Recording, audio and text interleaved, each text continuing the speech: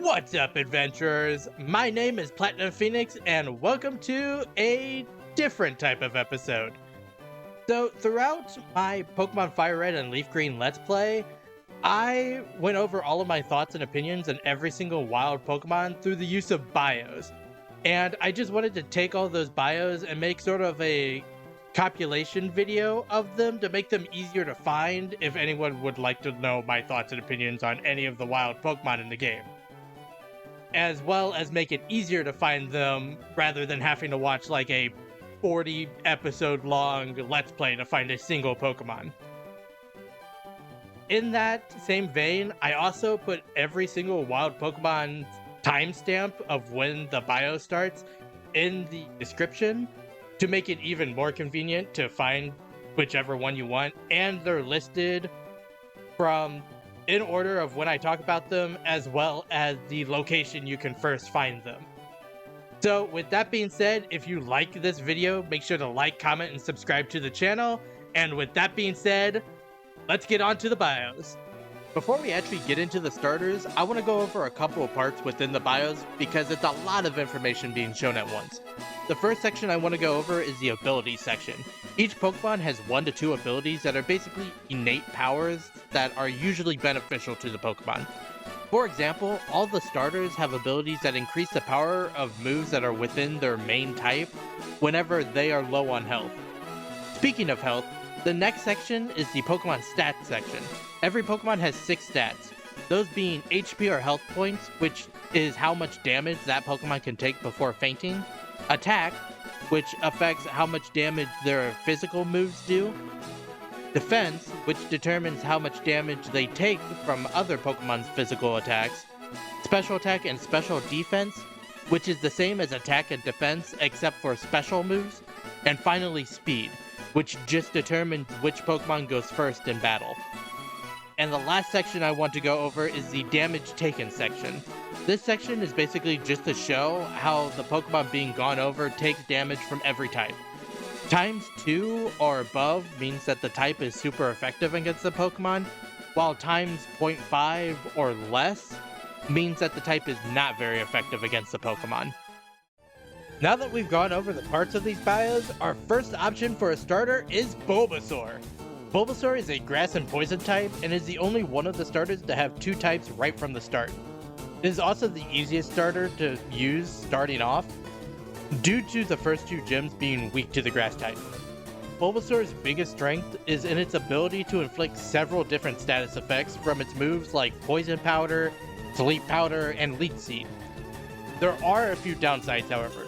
Bulbasaur strictly gets grass-type damage-dealing moves through leveling up, and even through TMs, it only gets access to Sludge Bomb as a Poison-type move. Another downside is that Bulbasaur is a Poison type, which is a negative specifically in Kanto due to Psychic types being so overpowered in the region. Basically, Bulbasaur is really good in the early game, but gets more difficult to use later on when Fire and Psychic types show up more often. Next up is our first Fire type option in Charmander. Charmander is a pure Fire type right now, but becomes a Fire Flying type later on in its life. Now, I just got done talking about how Bulbasaur is the easiest of the starters to use in the early game due to the first 2 gym leaders being weak to grass type, and if you think about the types that are weak to grass types, they are rock types, ground types, and water types, which just so happens to be the exact 3 types that are super effective against Charmander. This makes Charmander by far the hardest to use of the starters, at least during the early game. With that being said, Charmander ends up having the highest attack and special attack stat out of all of the starters, which allows it to use several different type moves effectively, like Flamethrower, Rock Slide, Earthquake, Iron Tail, and even Brick Break. Notice how I didn't name a flying type move though? That's because the only flying type move that Charizard learns naturally is Wing Attack, which is 60 power. And other than that, the only better move that it learns is Fly, which is an HM move, which is still decently weak with only 70 power. I would recommend that if you want to use Charmander, that you make sure to pick up a second Pokemon, at least temporarily, to get past the first few major fights. But even with that need, Charmander becomes one of the most reliably powerful Pokemon in the game. And last but not least is Squirtle, the Water-type starter. Squirtle stays a pure Water type for life and is also the only one of the starters to start and end as a pure type. So what you see is what you get. Squirtle is also the defensive powerhouse of the starters, boasting both the highest defense and special defense out of all of them. On top of that, being a pure Water type means that Squirtle is only weak to two types, being electric and grass, which means it's even better at tanking hits. Like the other two, Squirtle and its evolved forms rely pretty heavily on TMs and HMs to get some of the better moves, but using them, it can get access to moves like Earthquake, Ice Beam, Iron Tail, and Surf. The biggest downside to Squirtle is that it's a pure Water type in a region that has 16 different Water type evolutionary lines, which is the second highest amount of Pokemon in a type right behind Poison. Overall, I would call Squirtle the most consistent out of the starters, not having any large chunks of the games where it's amazing, but also not having any large parts where it is hindered as much as Charizard or Venusaur would be. It is Pidgey, the very first regional bird. Pidgey is actually a decently reliable Pokemon, having relatively high stats for early game Pokemon, at least once it's evolved. The biggest downside that Pidgey actually has is that while being a flying type, it doesn't actually get that many flying types moves, and its best flying type move for a very long time is Wing Attack, which is only 60 power and gets outclassed by a lot of moves later on, and it will feel pretty weak having only Wing Attack for at least about half the game. But with that, the other Pokemon we need to go over is Rattata. Rattata is the early game rodent of this game, and in fact the first early game rodent. But I actually think that Rattata is underappreciated and actually a lot better than a lot of people give it credit for. First off, Rattata is a normal type, so it actually is only weak to fighting types, which is a huge thing in this game, because fighting types in this game are, one, not plentiful, and two, kind of nerfed by a different type that we'll go over later. And it's also immune to ghost types, which also aren't very plentiful, but it's nice to have an immunity. The other thing is that Rattata and its evolved form Raticate have the Guts ability, and the Guts ability make Rattata and Raticate actually really good. So the Guts ability is whenever Rattata or Raticate are poisoned, burned, or paralyzed, its attack is increased by 50%. That means that if Rattata is statused by one of those three, its attack goes from its base attack to 81, which is higher than any Pokemon we've seen so far. And Raticate's attack, when activating its Guts ability, actually goes to a monstrous 122, which in comparison to like other Pokemon, it's higher than like Charizard's special attack, which is insane to think about.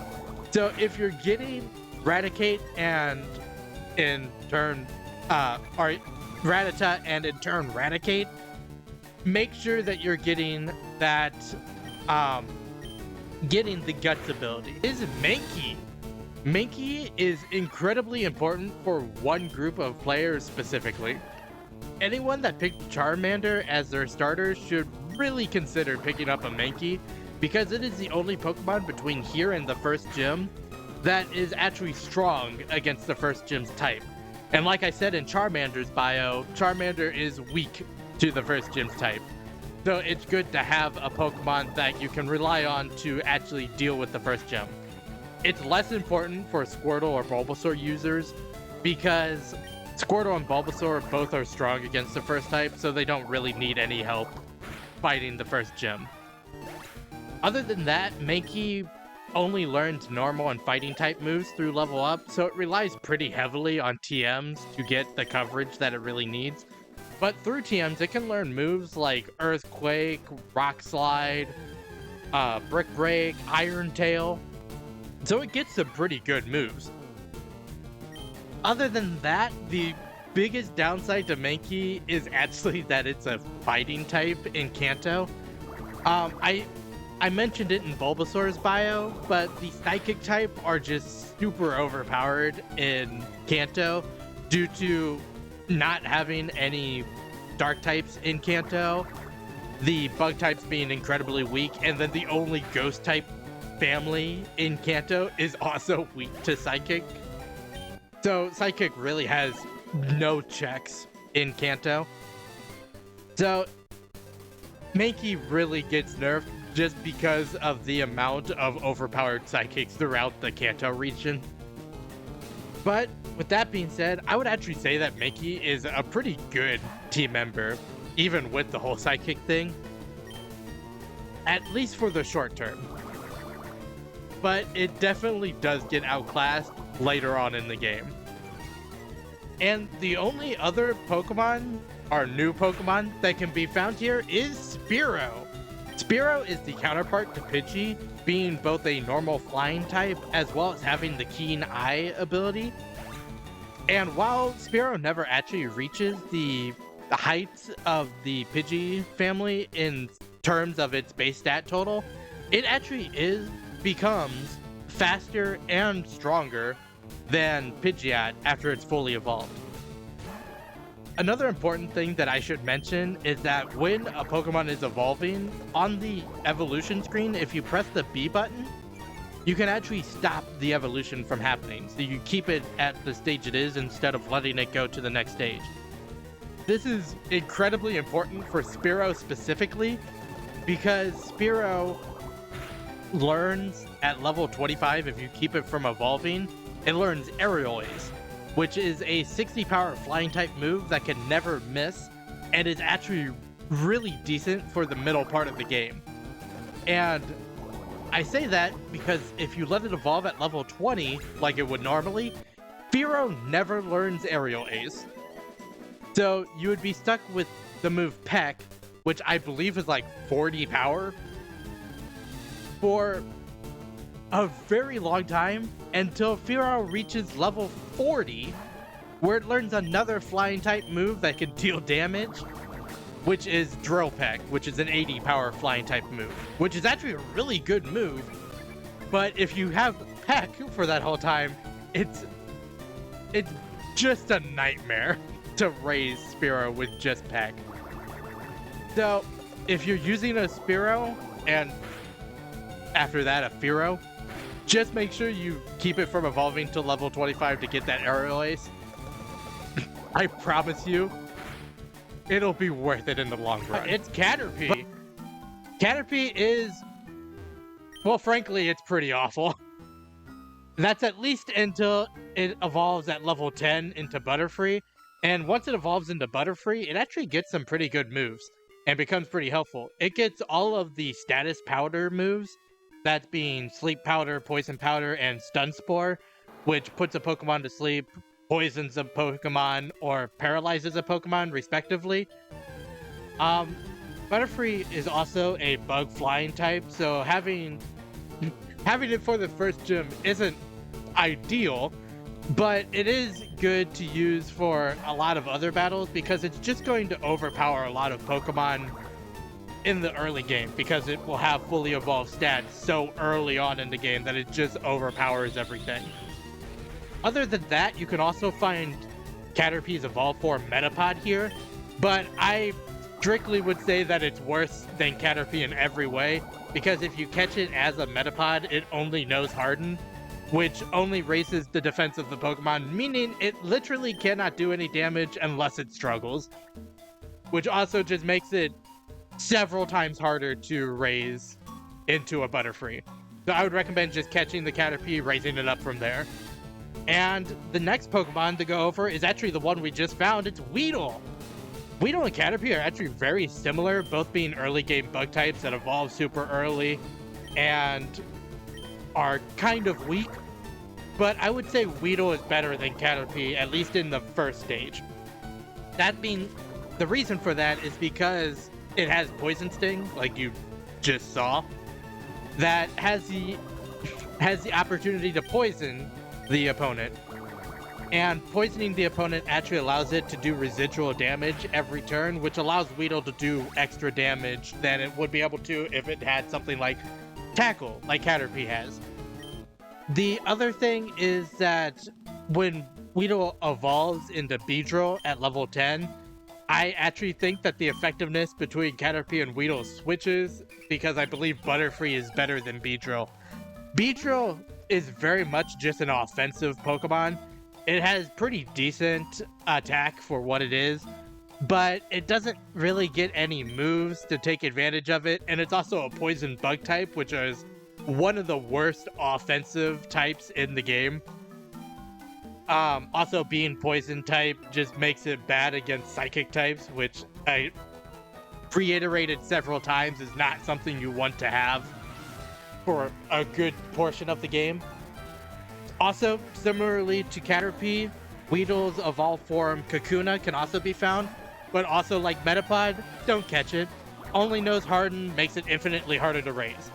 And the last Pokemon to go over here is the Pokemon that anyone who has ever played or heard of a Pokemon ever knows about. It's Pikachu. Pikachu is actually a really good electric type. Despite being a little mouse Pokemon that is known for shooting lightning, it actually has higher attack than special attack, which is kind of weird. And actually, after it evolves, it becomes a really good mixed attacker, having both 90 in both of its attack stats. Other than that, there are a couple of downsides. Pikachu only learns normal and electric type moves through leveling up, so it relies pretty heavily on TMs to get moves for coverage. And the other thing is, once you evolve Pikachu in the Raichu, it completely stops learning level up moves. And that's true for actually most of the stone evolutions in the game. So I would recommend pretty heavily that if you use a Pikachu, that you make sure it gets to at least level 26 before you evolve it, because at level 26, Pikachu learns Thunderbolt, which is by far one of its best electric type moves. And if you evolve it before 26, then you have to use a TM on it. Is Nidoran male? Nidoran male, of course, being named Nidoran male, it's pretty obvious that there's also a Nidoran female. But I just want to bring that up because I'm going to compare the two quite a bit. Nidoran male is the offensive Nidoran of the two, with higher attack, special attack, and speed in their evolved forms. It's also the one that is found in FireRed more often than LeafGreen, having a 14% chance of being found in FireRed, while only a 1% chance in LeafGreen. Also, once either Nidoran fully evolves, they get the ground typing, which is amazing for offensive capabilities.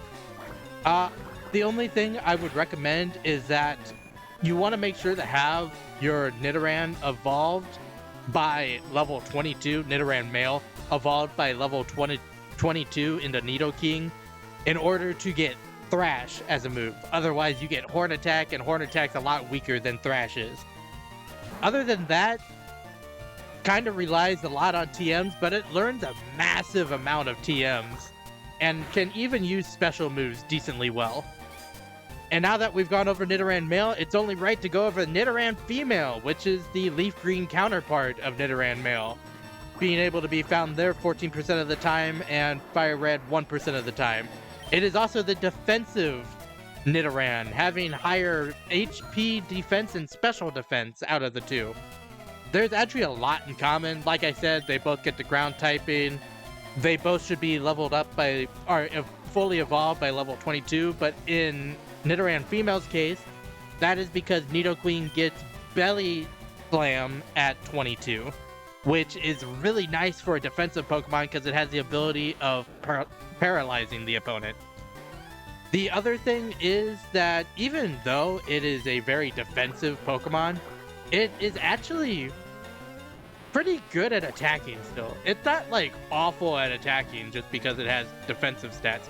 I'm pretty sure it only has 10 less base stats than in its offensive than Nidoking does.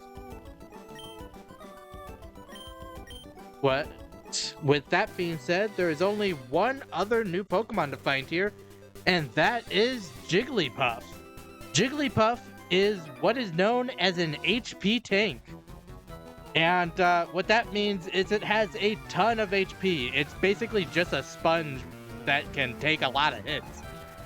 It also learns Rest at level 29, but the biggest downside about that is that you have to have a Jigglypuff until level 29, which is a long time to have a Jigglypuff, if I'm being honest.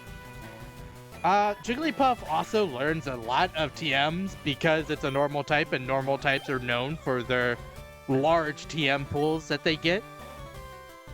The biggest downside of Jigglypuff is that it just gets outclassed by like every other normal type in the game. It's kind of brutal how outclassed it gets. Even being an HP tank, it gets outclassed in that role by a different normal type later in the game that just does it, but does it like 10 times better. And the other normal types outclass it either through, like I just said, their defensive capabilities and either being a better tank, either in their defenses or their HP, or just being able to deal more damage than Jigglypuff and its evolved form can do. The other thing is that even with it being a normal type and having a ton of moves that it can use, it isn't great at using any of them. So this is one of the first Pokemon actually that I can straight up say that pretty much the entire family is not worth it. But Magikarp, I could describe Magikarp, but I actually want to read a Pokedex entry, specifically the Ruby Pokedex entry, because I think it describes Magikarp perfectly. The Ruby Pokedex says, Magikarp is a pathetic excuse for a Pokemon that is only capable of flopping and splashing. Which is very accurate, as Magikarp only knows the move Splash, which does absolutely nothing until level 15 where it learns Tackle. Which, if you've been playing this game, you know Tackle isn't great. The big thing about Magikarp is that at level 20, it becomes one of the best Pokemon in the game in Gyarados. The reasons for this are because, one, Water Flying is actually a pretty good combination. It has amazing stats, specifically in its attack stat. It's awesome to have. And then it also gets an amazing ability in Intimidate, which if you're playing on Shift mode, it basically lets you have a free attack lower on any Pokemon you switch it in with. Other than that, Gyarados also has a really good learn set, learning moves like Dragon Dance and through level up, and then like Ice Beam and Thunderbolt through TM. But other than that, it's just a really good Pokemon and really good at just basically really good at just destroying other Pokemon after it is evolved. Being Zubat. Zubat is pretty weak, at least until it reaches level 21 where it learns Wing Attack, which is also its most powerful move that it ever learns through leveling up, which is one of the biggest downsides of Zubat as well as Crobat. They don't learn any moves higher than 60 base power through leveling up, so they rely pretty heavily on TMs, but they also learn a lot of really good TMs, like Shadow Ball, Sludge Bomb, and Steel Wing, all being really good physical attacks that Zubat and Golbat can do.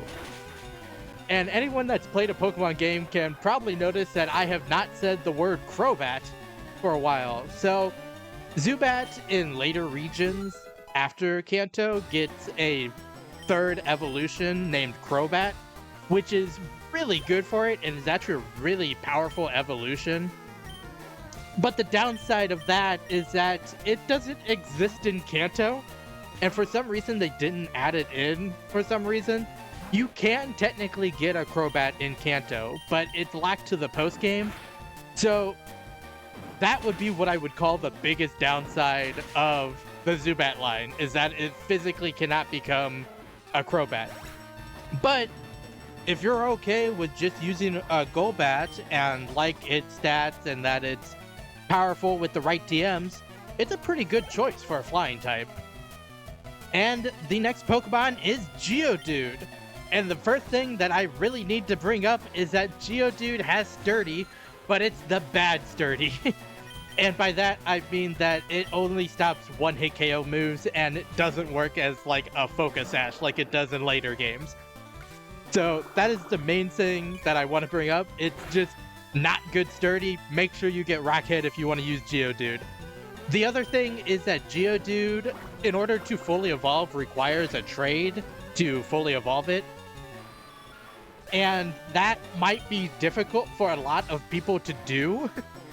So if you're planning on using Geodude, just make sure you know about the trading evolution and have an idea on if you are able to trade or not. Honestly, Graveler is not a terrible Pokemon, but it is definitely worse than Golem is in the long run, and becomes kind of hard to use if you can't fully evolve it into Golem. The other things are that Geodude and its evolved forms mainly learn normal rock and earth type moves, which isn't bad, but can be pretty limiting if that's all it can use. So it relies pretty heavily on TMs as well. We're just gonna sneak past this guy. Golem, and actually Geodude and all of its evolutions have really high defense. They're very defensive Pokemon, but mostly in physical defense, which is kind of lackluster because a lot of its weaknesses are in special types, and actually Geodude and its evolved forms have 6 weaknesses, including 2 4x weaknesses that you saw in Brock's gym, being grass and water types. So that's a big thing to watch out for as well. And the last thing is that Geodude, speed is just not the name of the game for Geodude, and it is not outrunning anything ever. So just don't expect it to be winning any marathons. And the next Pokemon is Paris. Paris is a great HM Pokemon, actually, learning 3 really useful HMs, being Cut, Flash, and Rock Smash. Although Rock Smash isn't really used throughout the game. This game in particular. The other things about Paris is that it learns a lot of support type moves, and it actually learns the best sleep move in the entire game in Spore, which is a 100% sleep move, which is really helpful when trying to catch a lot of the stronger and like legendary Pokemon. But the trade-off for that is that Paris and Parasect literally don't learn an attack move that's over 40 power until level 35, which is, you know, a pretty big downside. Another thing about it, it just has one of the worst type combinations ever. Rock and Bug, or not Rock, Grass and Bug is just not a good typing, and it has 6 weaknesses and 2 4x weaknesses in Fire and Flying, which are some of the most plentiful types in the game. So it's a pretty big downside. But with that being said, the last Pokemon that can be found here in the wild, or the last new Pokemon that can be found here in the wild, is Clefairy, which is the fairy before fairy types existed. It is the defensive counterpart to Jigglypuff. While Jigglypuff was an HP tank, Clefairy and its evolved form are more defense-based tanks, having higher defense and special defense than Jigglypuff or Wigglytuff had. And we are actually getting low on repels, which is bad. But back to Clefairy, the only type it learns through leveling up are normal type attacks, which is not great. It's okay for Clefairy, because Clefairy is, of course, a normal type, because fairy type doesn't exist yet. But having nothing that can hit anything for super effective and can literally never hit a ghost type is not the greatest thing ever. So, like most other Pokemon that I've talked about here, relies pretty heavily on TMs. But being a normal type can learn a ton of them. And the other thing is that Clefairy can actually be holding a Moonstone whenever you catch it here. I believe it's like a 5% chance it can be holding a Moonstone.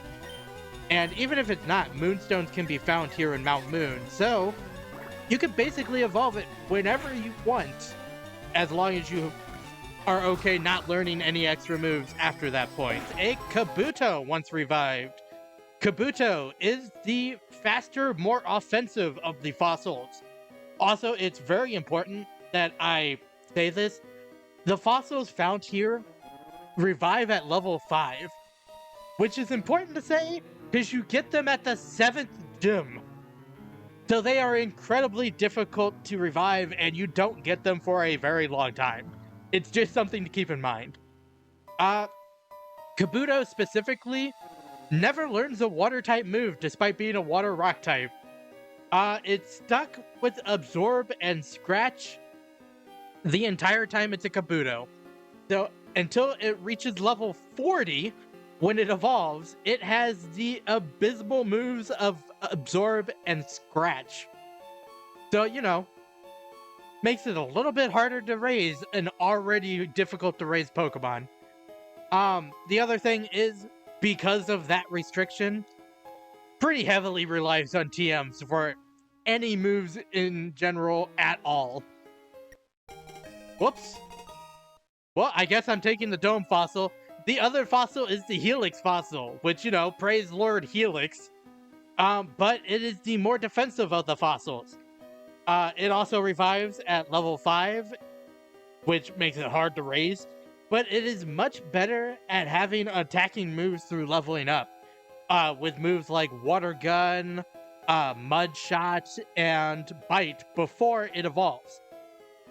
It has a worse TM move pool, however, but since it has a better level up moveset, it actually kind of evens out a little bit.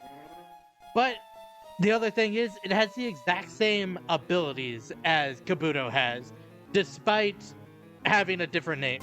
To be specific, Ekans is a FireRed exclusive, can only be found in Pokemon FireRed, and is a pure poison type, which I've said a couple of times is not amazing. It's weak to 2 types, which is Psychic and Ground, which is unfortunate because both of those types have type specialists throughout the game, making it pretty difficult to use. One giant upside that Ekans has, however, is that it gets Intimidate, which, like I said, for Gyarados is one of the best moves in the game, or one of the best abilities in the game, and allows it to basically just lower the attack of any Pokemon that it switches into. So with good switches, it can live pretty well. The other big downside of Ekans here is that Poison's just not a good attacking type. It doesn't really have very many moves besides Sludge Bomb that can do much of anything, and it's just not a reliable attacking type. Also, Ekans doesn't really learn any moves, so it relies pretty heavily on TMs. And the LeafGreen exclusive is Sandshrew. And it has an ability that 99.9% of the time will do nothing, because Sandville only activates when there's a sandstorm, which will basically never happen unless you set up the sandstorm. Sandshrew is a pure ground type, which is actually a pretty decent offensive type, having really good moves like Dig and Earthquake at its disposal. Also being really good at hitting all of the various poison types throughout the region. The biggest downside is that it's weak against the next gym. But the trade-off is it's actually powerful against the gym after that. So it becomes better after this next gym. It also doesn't learn that many moves, so it relies pretty heavily on TMs, like I feel every single Pokemon I've ever talked about does in this game. But also the other thing I want to talk about is that it's just weirdly slow. Like, if you look at it, it looks like it would be a fast Pokemon that would be able to do a lot of damage all at once, but it's just a lot slower than you would expect it to be. It's Oddish. Like I said, Oddish is a FireRed exclusive, but it's not a very good one. In particular, Oddish doesn't learn a single attacking move until level 24 after it evolves into Gloom, which is just a very long time to have moves like Absorb, which do almost nothing. The other thing are that Oddish and its evolved forms have a very limited TM list, only getting good moves like Giga Drain and Sludge Bomb, which is pretty good because they're both same type attack bonus moves, but can be kind of hard to work around if that's all you're able to use. I would say Oddish works best as a support type Pokemon, using it to spread around statuses rather than actually doing a lot of damage. Because it has like all the powder moves like Sleep Powder, Poison Powder, and Stun Spore, and just works really well as a support Pokemon. But with that being said, the next Pokemon is Bellsprout. And of course, Bellsprout is the LeafGreen exclusive, being very similar to Oddish actually, because it also doesn't learn an attack move until level 24, being Acid. It also has a very similar TM list, only really learning Giga Drain and Sludge Bomb as its good TM moves. But it is more offensive than Oddish, so it's better at using those moves than Oddish is. Because it has a higher attack stat as well as an equal special attack stat as Oddish does. So between the two, I would actually recommend using Bellsprout more than Oddish.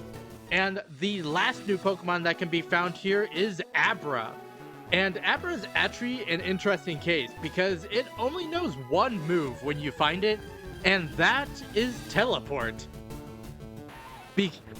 So it's actually really hard to catch Abra because what Teleport does is the first turn it'll use Teleport and just leave the battle, because that's all that Teleport does. So you basically have to catch it in the first turn or it just runs away.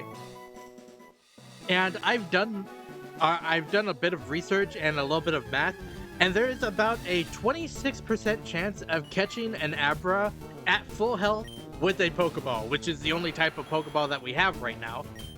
So, you know, not the best odds, but other than that, Abra is one of the best Pokemon in the game. Once fully evolved, it becomes one of the best special attackers in the game, and just is really amazing at using all of the psychic type moves that it gets. The only downside to that is that Abra does require a trait evolution to fully evolve, so it may be more difficult to get fully evolved than other Pokemon that you may be using.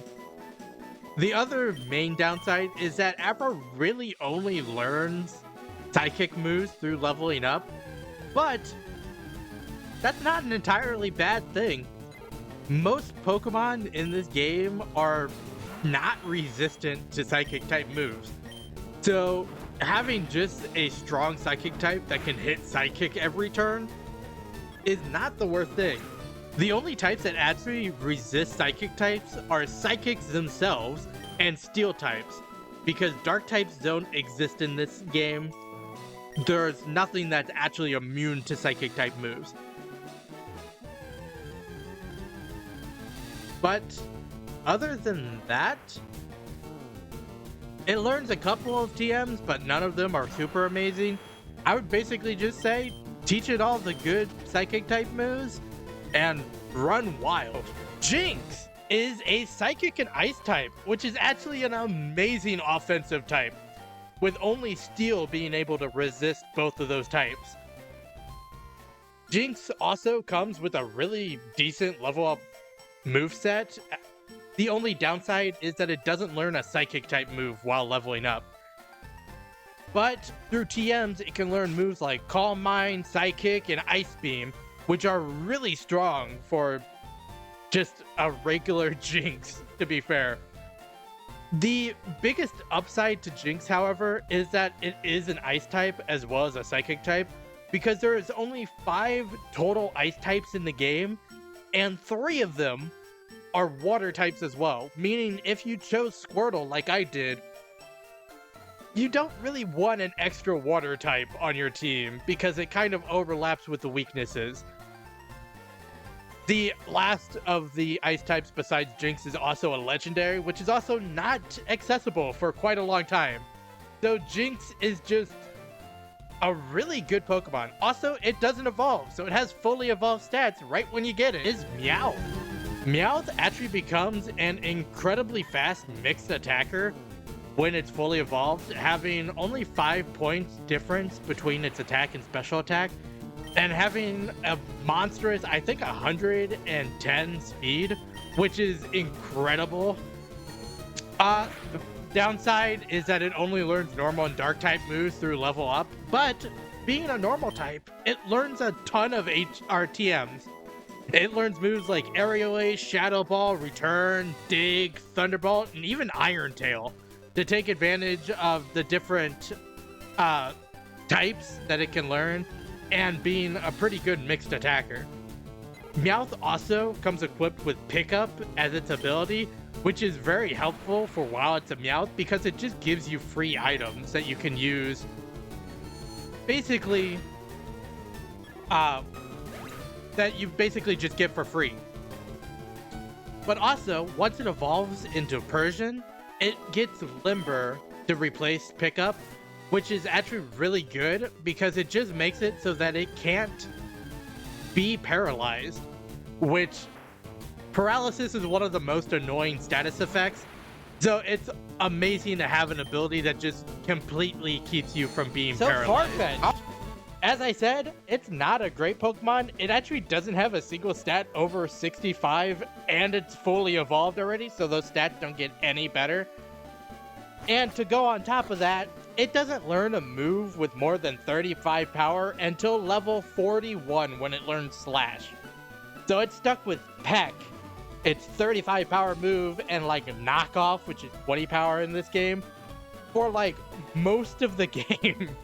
The only upside is that it has like a decent TM list, but it's nothing special. I think the most powerful move that it can learn is Iron Tail, and even that's being generous. So it's another Pokemon that I can pretty strongly be like, just pass on it. Spearow's better than Farfetch'd anyway, so if you have a Spearow, you might as well just evolve it. That is Drowzee. But Drowzee is a defensive Psychic type, meaning that it has higher defense, special defense, and HP than pretty much any other Psychic type that we've seen.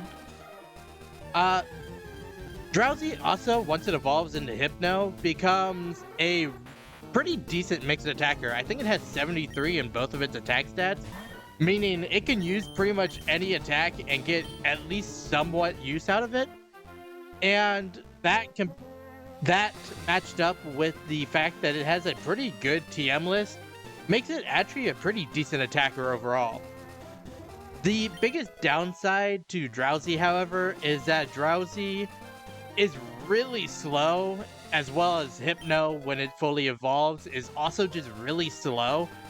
And having a slow Psychic type isn't the worst thing, except if it's slower than Gengar, because Gengar is the only real thing that has any amount of power that would be able to fight a Psychic type on its true terms. So it being slower than Gengar is a pretty big downside. Being Diglett Diglett is very fast, and when I mean very fast, I mean like extremely fast. It also has two abilities, but Arena Trap is definitely the better of the two, just because it allows you to trap whatever Pokemon you're fighting against. And the other thing is, you can actually come here before you fight Lieutenant Surge, and Diglett is extremely good to use against him.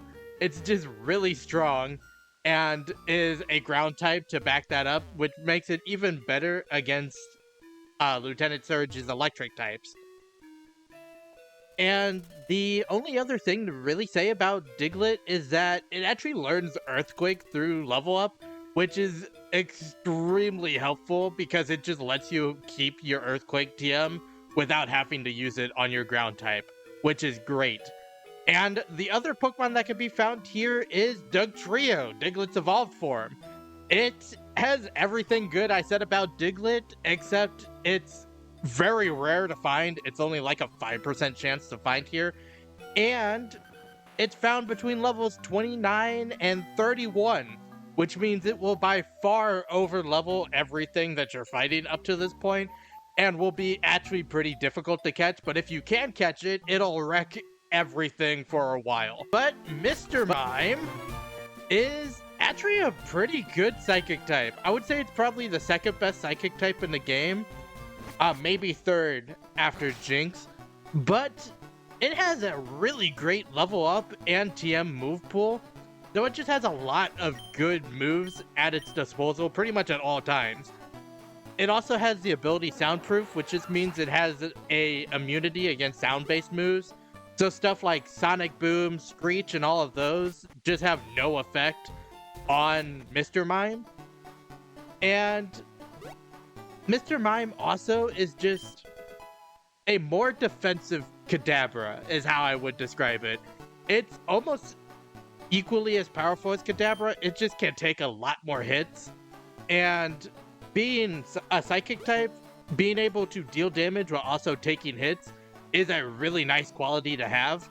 And personally, I believe that if you wanted to use Alakazam, but you could not trade with somebody, so you could only use a Kadabra, I would personally say that Mr. Mime is pretty much a better Kadabra in every way if you can't evolve it, which is Voltorb. Voltorb is a pure electric type, which means it only has one weakness, which is ground. It also becomes one of the fastest Pokemon in the game. In fact, I think it is the fastest Pokemon in the game, with like 140 speed, I believe. And other than that, it works really well as a support Pokemon. I would say that it only learns electric type moves for special moves. That's leveling up and through TMs, really. So it's kind of hard to use offensively unless you're fighting like a water or flying type. But it works really well as a fast Pokemon that can set up screens, that can taunt, that can torment. It can do a lot of things faster than basically any other Pokemon, which makes it a real asset if you just throw it out early into a fight and just let it set up on the opponent. But other than that, that's really all there is to Voltorb and Electrode. So is Onix. And the first main thing I need to say is because we're in Kanto, Steelix does not exist. So Onix does not evolve during the main game of these games. So if you want to use Onix, you are stuck with Onix for the entire game, pretty much. And it's not great because Onix doesn't have a great typing. It's a rock ground type, and that typing has 6 weaknesses, including 2 4x weaknesses to grass and water types, which are very prevalent throughout the region. So it's a little difficult to recommend using Onix overall. It does, however, have a pretty interesting level up moveset because it learns moves like Dragon Breath and stuff like that through level up, which is really weird for a rock ground type to have. So it's at least interesting in the moves department. And that's about where the good of Onix stops. It's It's a really defensive Pokemon. It has 160 defense, which is really nice. But its offense, neither of its offensive stats are over 45, which is simply too low to get any use out of, really. I'm pretty sure that's weaker than almost every single base form starter that we had options of in this game. So it's just not really worth it to get Onixed, in my opinion. But going from one of the worst Pokemon in this game to one of the best, it's Machop. Machop is actually a great physical attacker. It has a great ability that actually increases its attack in Guts whenever it's paralyzed, poison, or burned. That's the status I couldn't think of. Whenever it has any of those statuses, it doubles its attack stat, which, when it's fully evolved, is a massive 130. So doubling that to 260 is an amazing thing that Machop gets to do. Machop also has a really great TM learn set and learns some really good moves from move tutors. It moves both Mega Punch and Mega Kick from those first two guys we met. There's a Rock Slide move tutor that it can learn, and that's a really good move on it. It learns a lot of the fighting type moves in the game, which Karate Chop and Cross Chop, which are, again, really good on it. The main downside to Machop and, of course, Machamp is there's actually two main downsides. One, it's a trade evolution, so you need to be able to trade to get it fully evolved in order to get that massive attack stat that it has once it's fully evolved. The other thing is that Machamp is miserably slow. Like, it's getting outsped by almost everything. And when it's a fighting type that's weak to psychic and flying types, which are usually known for being fast, I say ironically while fighting one of the slowest psychic types in the game, it's kind of hard to use against those. But if you use it in the correct circumstances, it's amazing. And I would certainly recommend using it. Is Growlithe. Growlithe becomes a great special attacker. Just, it's really weird. It actually has almost equal special and physical attack, so it's pretty good as a mixed attacker. But Growlithe has a few things going for it, and one really big thing that holds it back. The good things are that it's fast and very strong for being a stone evolution, so it can be those very strong stats almost immediately if you want to. It also has a really good TM list, so even when it evolves and can't learn any more moves, it still has TMs that it can work off of. The downside is what I actually just said, is that once it evolves, it stops learning moves except for one, which I'll talk about in a second.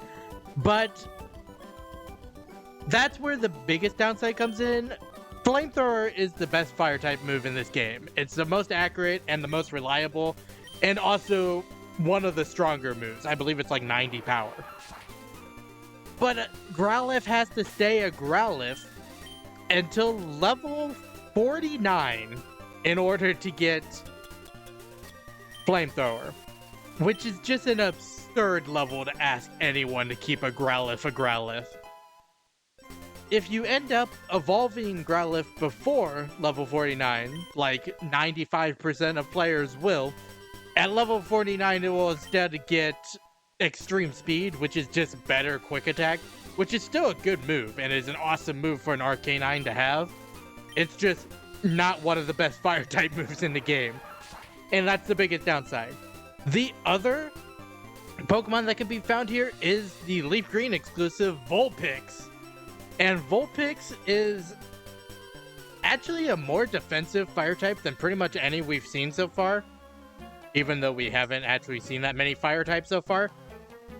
And it has the leg up in the move department because unlike Growlithe, it learns Flamethrower at level 29, which is actually a reasonable level because almost all of my Pokemon are level 29 already, which means it'll be right about now when it would be level 29 and it would have Flamethrower, and you could evolve it immediately with one of the best Fire-type moves. The trade-off for it learning Flamethrower so quickly is it has lower attack, special attack, and speed than Growlithe, and it also has a much worse TM learn set than Growlithe does. So those are the big exchanges, but it's not really the worst trade-off in the world, if I'm being honest, is Doduo. Doduo actually becomes a really fast physical attacker, having at least decent typing. It also has some decent level up moves, getting both Drill Peck and Tri Attack through level up, which are really good moves for it. But it doesn't really have much else going for it. It doesn't really have any TMs to speak of. It gets like Steel Wing and Hyper Beam, which Hyper Beam is actually a really good move, and you get it in this town, in fact, so it's a really good move to teach it if you're going to use it. But Steel Wing's not super amazing, and everything else on the TM list is just bad. And the last thing to say about it is I wouldn't really recommend it, but if you are planning to use it, make sure that it has the early bird ability, because Runaway just isn't helpful, especially once you have Repels, which we are plenty far in the game to have. But early bird will allow you to wake up earlier after being put to sleep, which is super helpful, if nothing else, to avoid the shenanigans that I've been dealing with Sleep Powder. But Eevee, the evolution Pokemon, it can basically fit onto any team because it can evolve into so many different things. And all of the different evolutions work differently, which is a unique trait to Eevee specifically, and is also one of my favorite gimmicks in all of Pokemon, is the evolutions. The biggest downside to Eevee and its evolutions, however, are that, well, all the evolutions get a stab move at level 16. But unfortunately, you get this Eevee at level 25, and it just, once you evolve it, you aren't able to get access to that level 16 stab move, which makes it a little bit harder to use any of the evolutions. Into Flareon! And unfortunately, Flareon is cursed by having the worst stat distribution of any Flareon, or any evolution.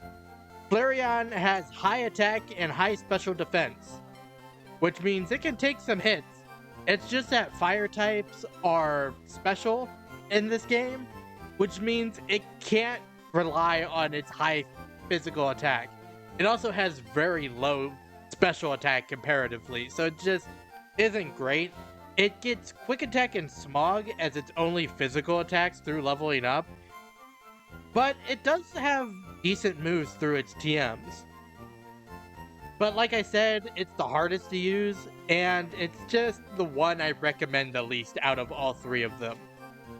The next evolution for the Thunderstone is Jolteon. Jolteon is high speed and high special attack. It's actually a really good sweeper because it's so fast and has such high special attack that it can just sweep through some stuff. As well as being an electric type, it's only weak to ground type. It does have some downsides, however. It has a terrible level up moveset, frankly. It only learns physical moves up until level 52, which is most of the game. Which is not great. I think it gets like Double Kick and Pin Needle, which are just awful on a Jolteon, frankly. It does learn a couple of electric type moves through TMs, but that's really all it gets through TMs, so that's a little iffy as well. The main thing I would say is that you're using a Jolteon, make sure to wait to evolve your Eevee until level 30. Because at level 30, Eevee learns Bite, which is a special move. But if you evolve it into Jolteon at level 30, it learns Double Kick, which is a bad physical type move for it. So just make sure it's level 30 before you evolve it. Make sure you have Bite. It's just better. But the last evolution we can get in the main story with the Water Stone is Vaporeon. It is a high HP special attacker, which makes it the tankiest of all of the evolutions. It can take a lot of hits, actually. It also has a great level up moveset, getting things like Aurora Beam, Water Gun, and stuff like that. It gets Bite in its level up moveset without needing to wait till level 30 to evolve it, so that's nice. And it's what I would call the most reliable out of the evolutions. It doesn't have like the super amazing sweeping capability of Jolteon, but it's definitely more usable than Jolteon or Flareon is during the main story of this game. So Scyther! Big thing about Scyther, there is no Scizor in the main story of this game, so no Steel Bug type for you. It actually has pretty good level up movesets for what it has, and is actually it's a pretty competent physical attacker that's pretty fast. So it's a pretty good Pokemon. The weirdest thing I find about it though, is despite it being a flying type, and despite it obviously having wings, it can't learn Fly, and I have no idea why. But the next Pokemon is actually the LeafGreen exclusive, is Pinsir. Pinsir is a really strong bug type. It learns nothing, is the easiest way to say that. It's really strong if it had moves, but it learns nothing. The best move that I could find for it is it can learn Brick Break, Sword Dance, Earthquake, and either Hyper Beam or Return. But in order to get that moveset, it needs to be level 49 at minimum, and the use of 2 different TMs to get Earthquake and either Hyper Beam or Return. It's it's absurd to get a decent moveset on the Pinsir. But if you can look past the moveset, it has a great ability because it just can't be nerfed. So that's nice. But with that being said, the next Pokemon we're going to talk about is Porygon. Porygon is also important to know that Porygon 2 and Porygon Z do not exist in the main story of this game. Porygon Z doesn't exist in general yet, but Porygon 2 was created in Gen 2, but it doesn't exist in the main story, so it doesn't matter. It has pretty average stats. It has slightly higher than average special attack, which is nice because it has a pretty okay level up moveset for it, but it has an amazing TM moveset. And when I mean amazing, I mean it can learn Ice Beam, Thunderbolt, Flamethrower, Iron Tail, Shadow Ball. It can learn almost anything.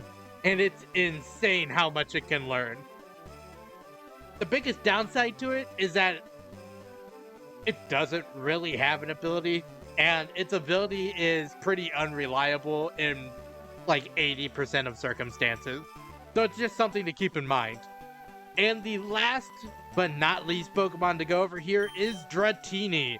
Dratini is a pseudo-legendary, which means at its fully evolved form, it has 600 base stats. It has a 600 base stat total, which is basically the highest you're going to get out of any regular Pokemon in this game.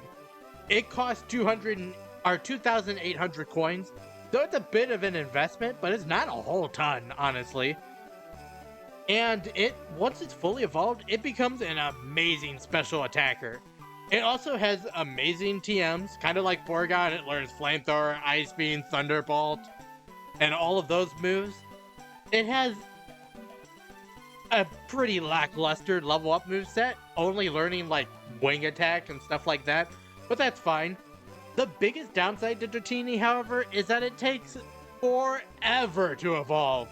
Level 30 and level 55 are so far away. Well, level 30 is not far away, but level 55 is like 25 levels away.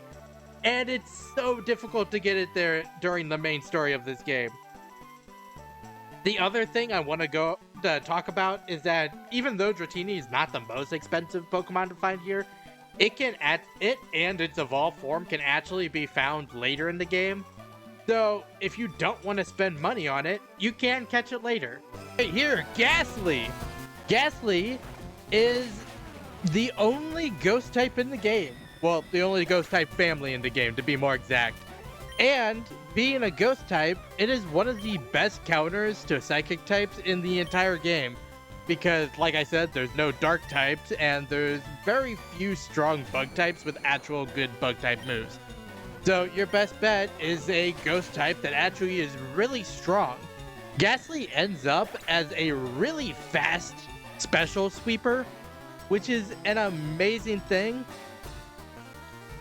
But, and this is a big but, Ghastly's two types, Poison and Ghost, are both physical types, meaning that it cannot get stabbed with its... It cannot do stab damage with its best stat, and it is the most unfortunate thing that Ghastly has about it. The other thing is that Ghastly and Gengar actually have like amazing TM lists. They learn like Thunderbolt, Ice Beam, all the good like special moves that you would want on a Gengar. It can basically learn all of them, and it's amazing. Also found here very rarely is Ghastly's evolved form, Haunter. Haunter, the biggest thing about it is it takes a trade in order to get it from a Haunter to a Gengar, which in these games can be kind of difficult to do and might make you want to look elsewhere for a different Pokemon. But if you really want to use a ghost type but you can't trade Haunter for Gengar, Haunter is still a really decent Pokemon on its own.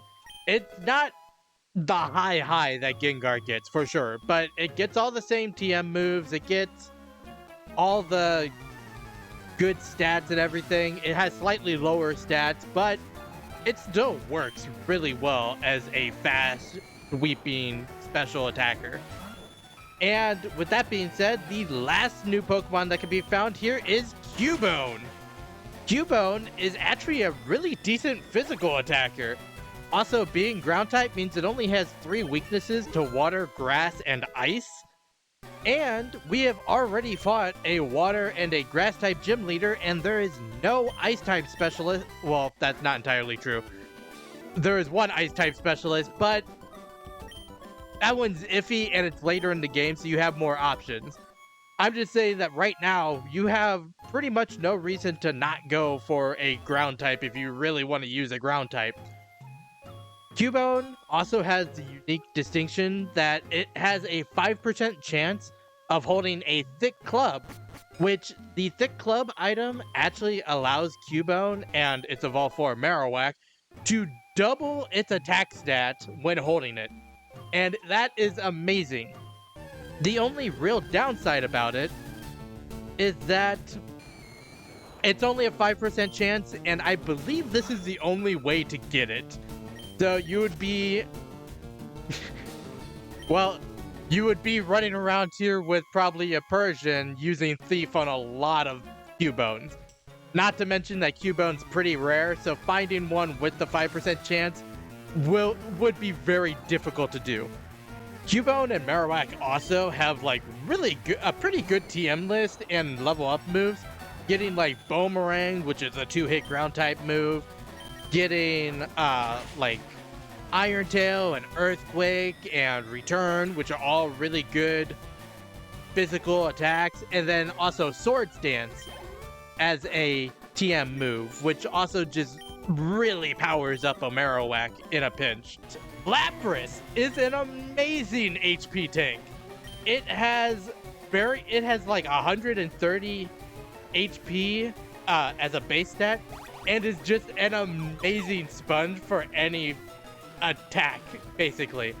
It is also has a great offensive typing, with water and ice, being able to hit almost every type in the game for at least neutral damage. The main downside to Lapras is that it doesn't get a water type attack until level 48, mostly because it doesn't come equipped with water gun. So you have to wait till level 49 to get Hydro Pump. But other than that, it has a really good TM move list, getting things like Thunderbolt, getting things like Iron Tail, Return. I think it can even learn Earthquake. And having equal attack and special attack, it can make use of pretty much any attack you give it.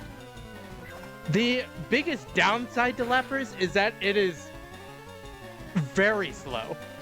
It has like 65 speed, and it's just going to get outsped by pretty much anything.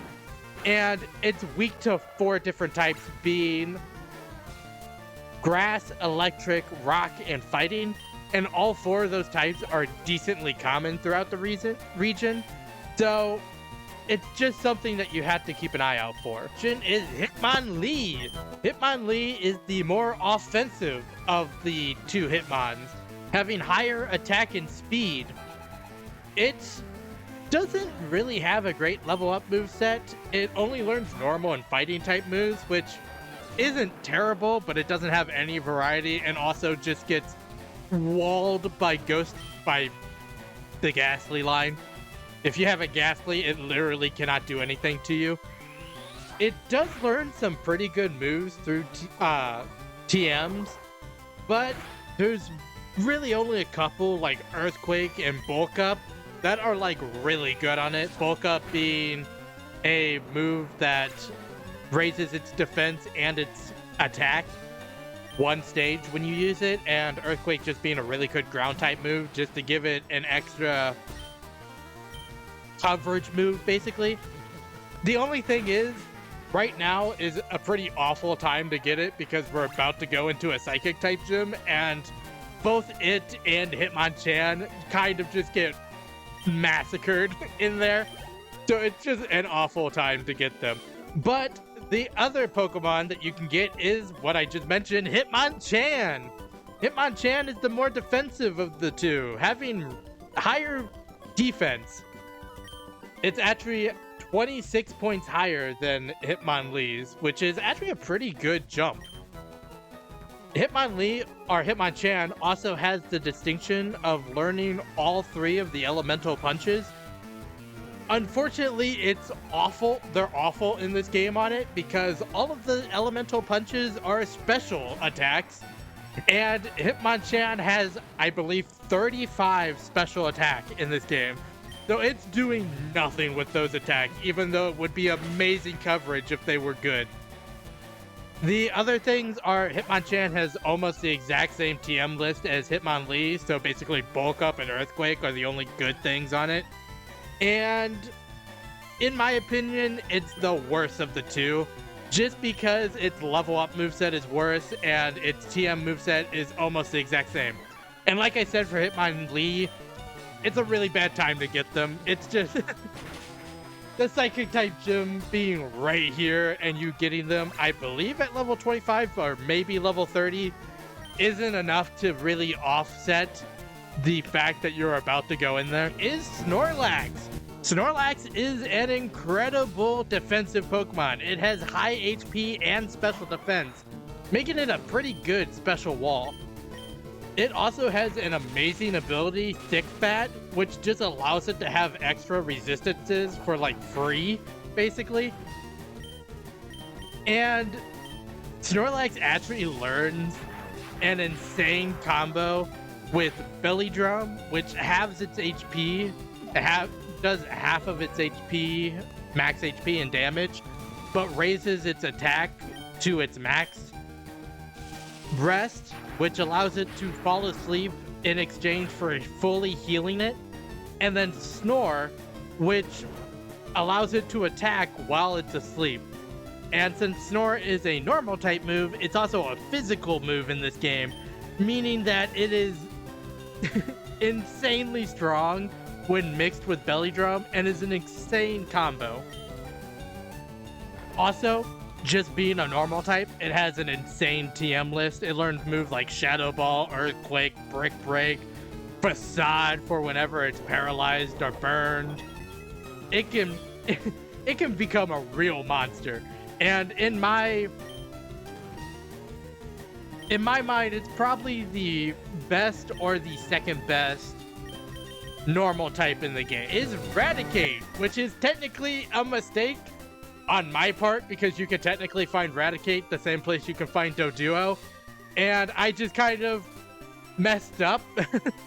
But Raticate has all the same pluses as Rattata that I talked about in episode 1.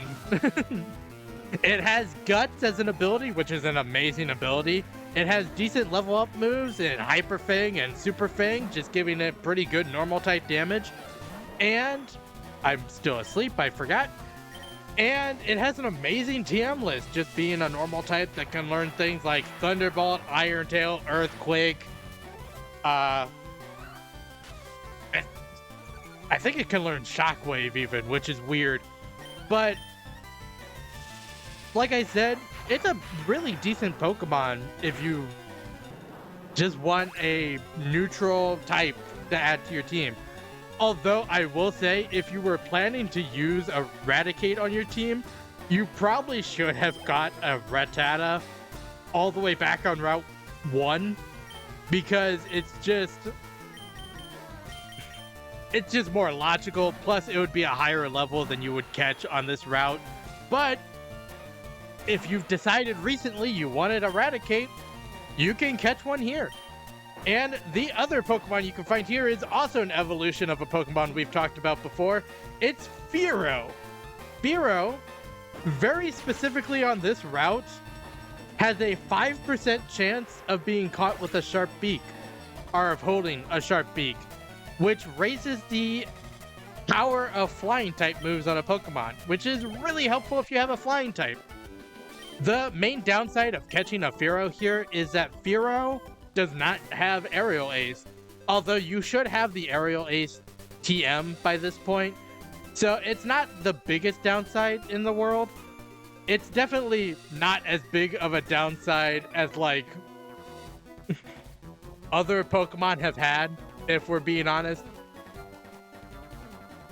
And the last thing I have to say about Spearow is if you were thinking about using a Spearow, but you were iffy on it before, but you recently decided you wanted to use one, you can catch a Spearow here at level, I think, 25, which is a pretty respectable level, and use it from here on out. And if you're lucky, you might even have the sharp beak. So, Lickitung is an HP tank, but not a super good one. Its highest stat is HP, which is why I call it an HP tank.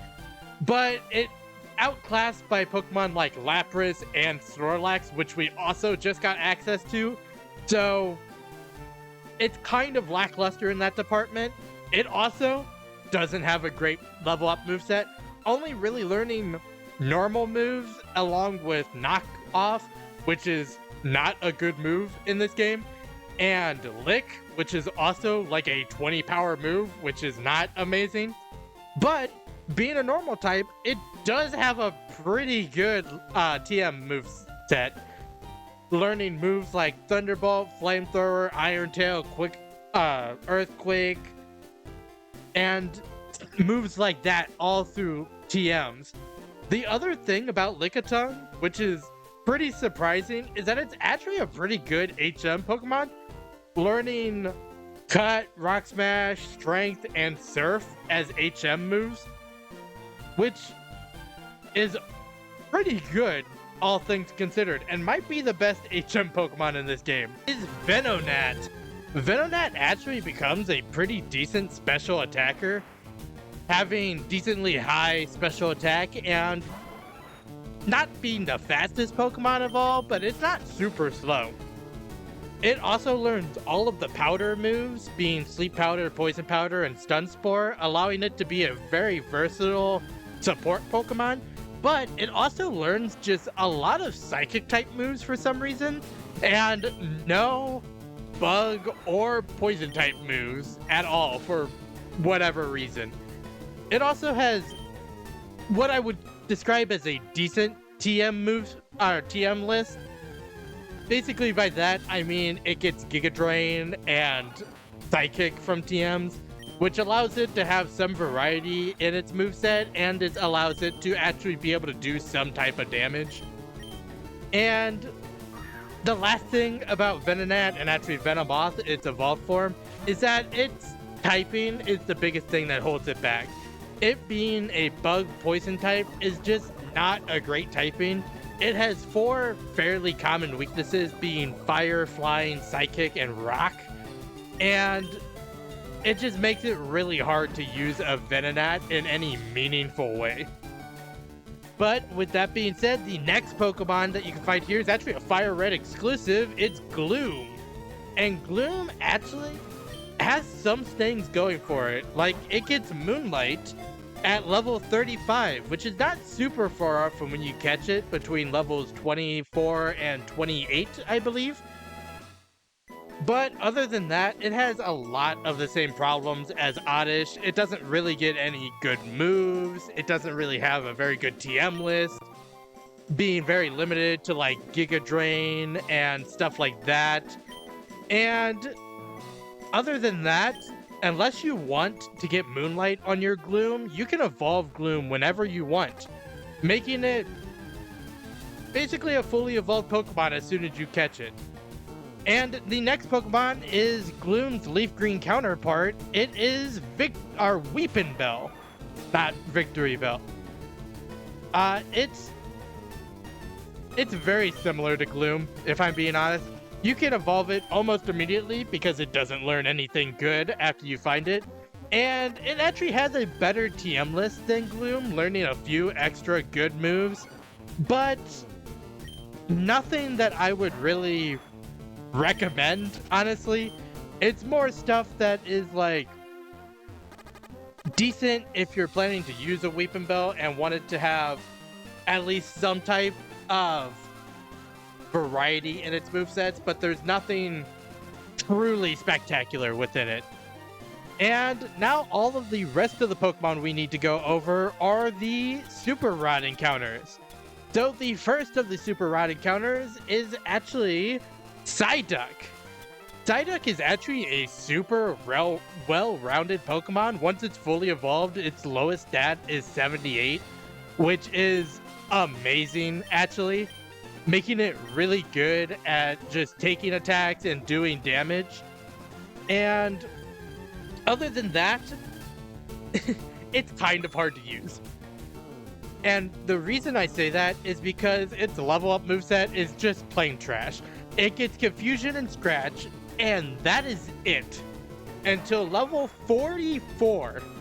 That's higher than basically all of my Pokemon. And it's probably going to be higher than all of your Pokemon as well. The only saving grace that Psyduck and Golduck in turn have is that it has a really good TM list, getting moves like Ice Beam, Calm Mind, Brick Break, and Hyper Beam through TM. And being really versatile when it comes to being able to customize its moveset using TM. Other than that, Psyduck is a FireRed exclusive, so if you're playing Leaf Green, you won't be able to find it.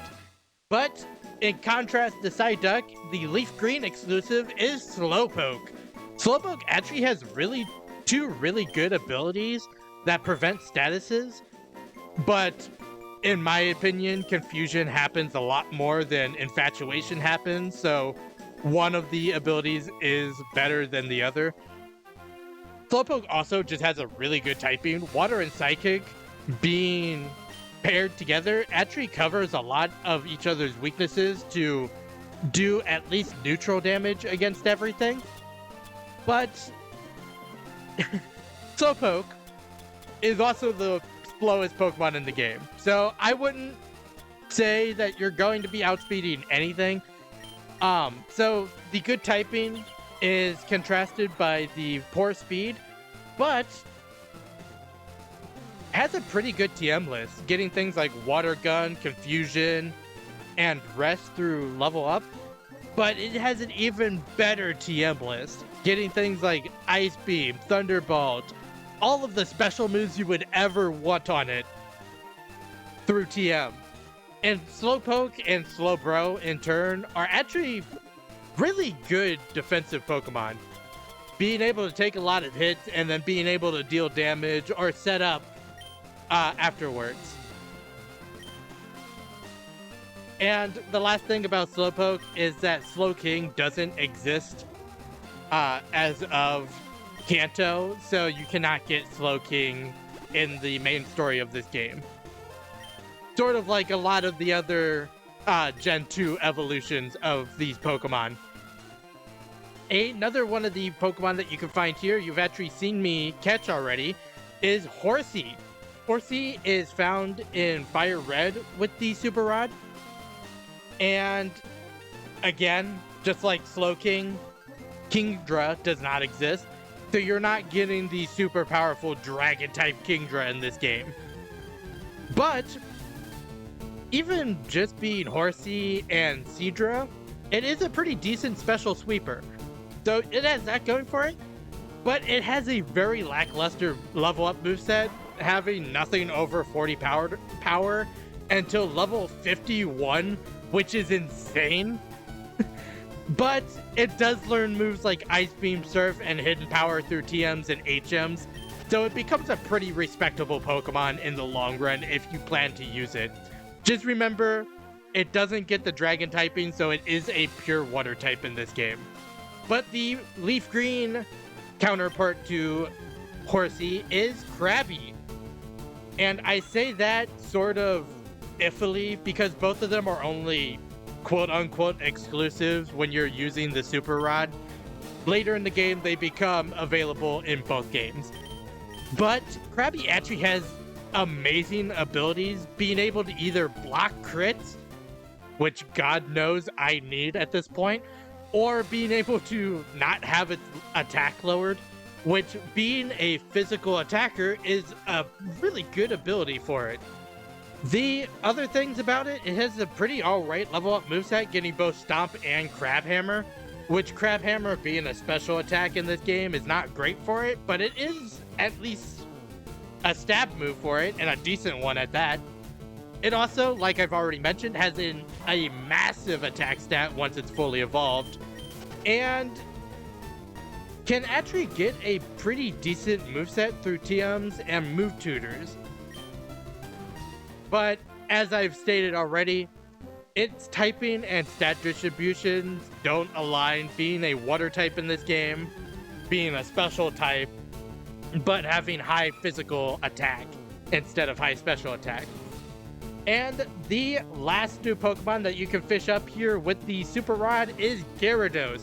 And I've technically already got over Gyarados when we talked about Magikarp, but to briefly go over it again, it has an amazing ability in Intimidate.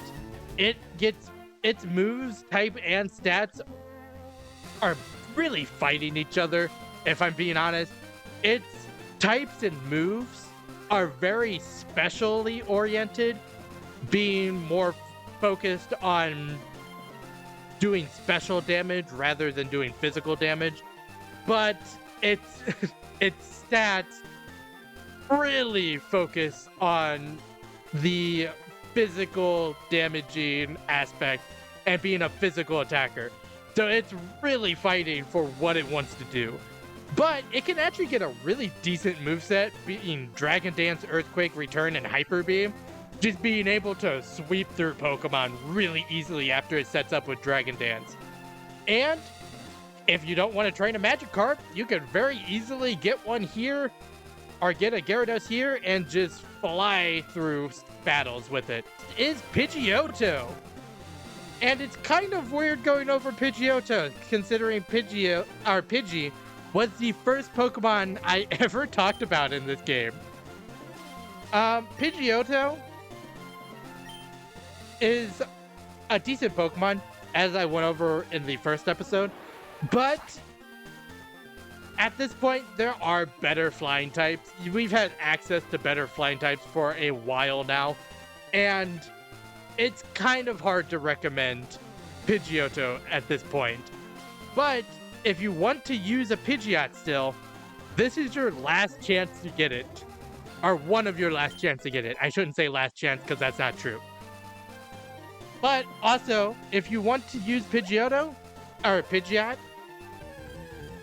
you can actually get around the problem of it only having wing attack for a while because we already have the fly HM. So you can just teach it fly and have a pretty decent flying move on it. But the other Pokemon you can find here is Ditto. And Ditto is an interesting case. It's straight up awful in combat. In battles, it's just bad. It's very reliant on its gimmick, which is the transform gimmick. Ditto only learns one move and only has one move for its entire life, being transform, which you can actually see if you're looking at the battle I'm doing right now. And what it does is it takes on all of the stats except for the HP of the Pokemon that it transforms into. Meaning that it becomes a carbon copy of whatever you're fighting, except worse because Ditto's HP is awful and it doesn't copy the HP stat. So with that, it's not super great. The only other thing, there's actually two other things. Ditto has a chance of being found with the metal powder, which gives Ditto a raise in its defense stat. But since it's transforming into Pokemon anyway, it's taking on their stat, meaning that it doesn't really do much. And the other thing is Ditto is known as the breeding Pokemon because in Gen 2, breeding was invented, I guess, in Pokemon. And Ditto can breed with any Pokemon that has a gender, regardless of what the Pokemon's gender is. So it makes it so you can get basically eggs of any Pokemon by just using a Ditto. Being Poliwag. Poliwag actually becomes a decently tanky mixed attacker once fully evolved and has decent abilities. I would definitely say if you're planning to use Poliwag, make sure you get Water Absorb over Damp because, let's be honest, the ability to completely neutralize water attacks is better than stopping two moves that is on like 5 Pokemon in this game. Other than that, Poliwag gets access to pretty good level up moves like Belly Drum, Body Slam, and Hydro Pump, and has an amazing TM list of both physical and special attacks like Thunderbolt, Brick Break, Ice Beam, Strength, Return. It just gets a lot of really good moves. But the next Pokemon that you can get through these rods is Goldeen. Goldeen actually has 2 abilities that are really helpful, although I would say that if you get Swift Swim on your Goldeen, it becomes an incredibly fast physical attacker in the rain. Other than that, it doesn't have a great level up moveset, only getting Horn Attack and Waterfall. It also gets Mega Horn, but you have to wait till level 69 to get that. And other than that, it only gets normal type physical moves from everything else. So it's not a great level up moveset, or TM moveset, or really any moves at all. And the last Pokemon you can find here with the Super Rod is Seeking, Goldeen's evolved form. It actually has a 40% chance of being caught with the Super Rod, which is relatively high if you want to use a Seeking. And other than that, it has the exact same strengths and weaknesses that Goldeen has. So it's not a super great Pokemon. A fun fact about Seeking is that it was the original Pokemon to have Waterfall in its moveset, and is one of the only Pokemon that can actually learn Waterfall through level up. So that's interesting. But other than that, there's nothing really going for it, and I would honestly say to pass on it. Is Nidorino. The big thing about Nidorino is it misses out on Thrash from catching it here. It's just... honestly, I don't think it's worth catching it here. It's easier if you would have caught it on Route 3 and just trained it up into a Nidoking. You saw it took almost no time to get to a Nidoking, but if you do catch it here, you can evolve it immediately and it doesn't lose anything from it. After Nidorino is Nidorina. It has the exact same problems as Nidorino. It misses out on Body Slam, which is one of the best moves Nidorina can get. So you can also just evolve it whenever you want because you're not missing out on anything. After the Nidos, you can catch Parasect. And Parasect's big thing is that you can catch it knowing Spore, which is the best sleep move in the game, making Pokemon a lot easier to catch. Other than that, I've shown that Paras and Parasect are really good HM Pokemon, and even going forward, they're still really good HM Pokemon. Other than that, they're not great in battle other than the Spore thing for catching Pokemon, mostly because of their terrible typing, being weak to several types, including 2 4x weaknesses. But after Parasect is Execute, our first truly new Pokemon. Execute is one of the few Grass-type Pokemon in the game that is not also a Poison type, being a Grass Psychic type, which is actually a really good combination. It evolves by a Leaf Stone, and I would say have it evolved by level 31. That way you can get the move Egg Bomb, which is actually really good and pretty decent on Execute and Exeggutor. Other than that, it can be given Giga Drain and Psychic through TMs, and we have both of those TMs already. So it can become really strong almost immediately after you catch it.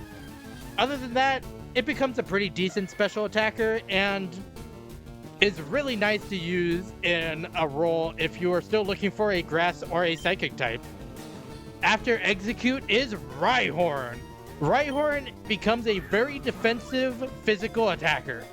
Learning moves like Earthquake and Mega Horn through level up, and even having a pretty decent TM list, learning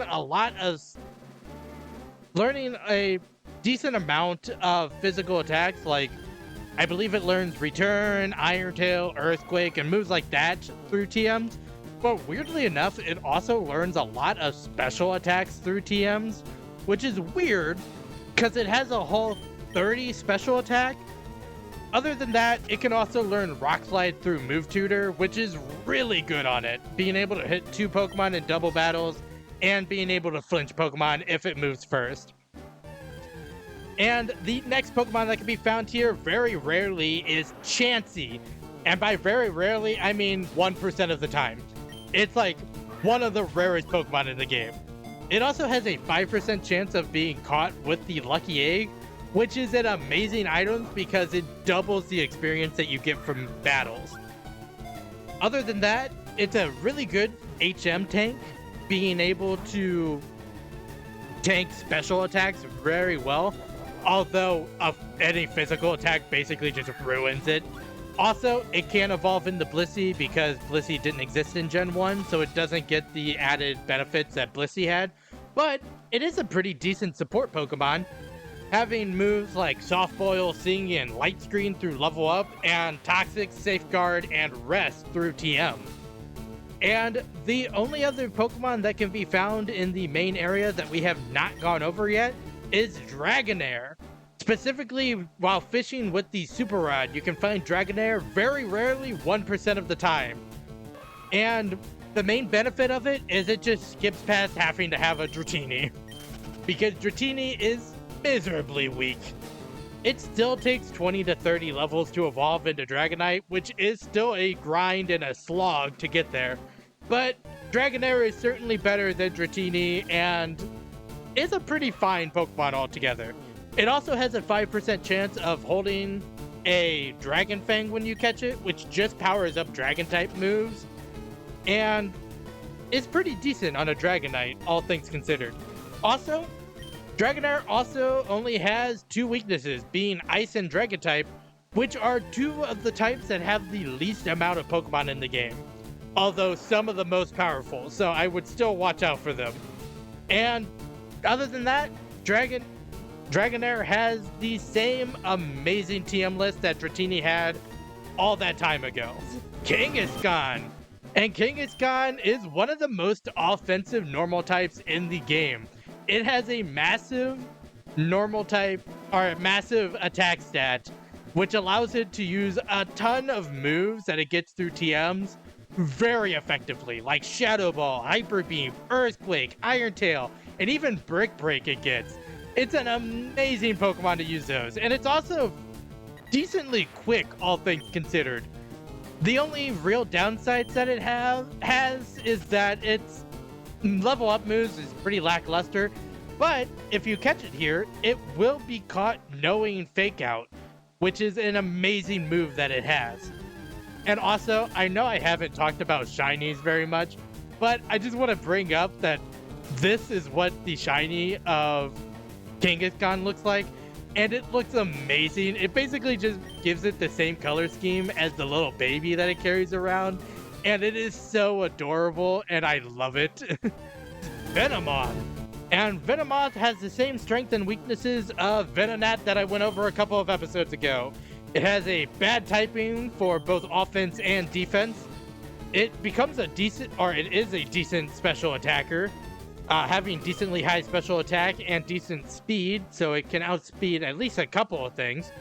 And it has access to all of the powder moves as well as a couple of psychic moves, giving it at least a decent moveset.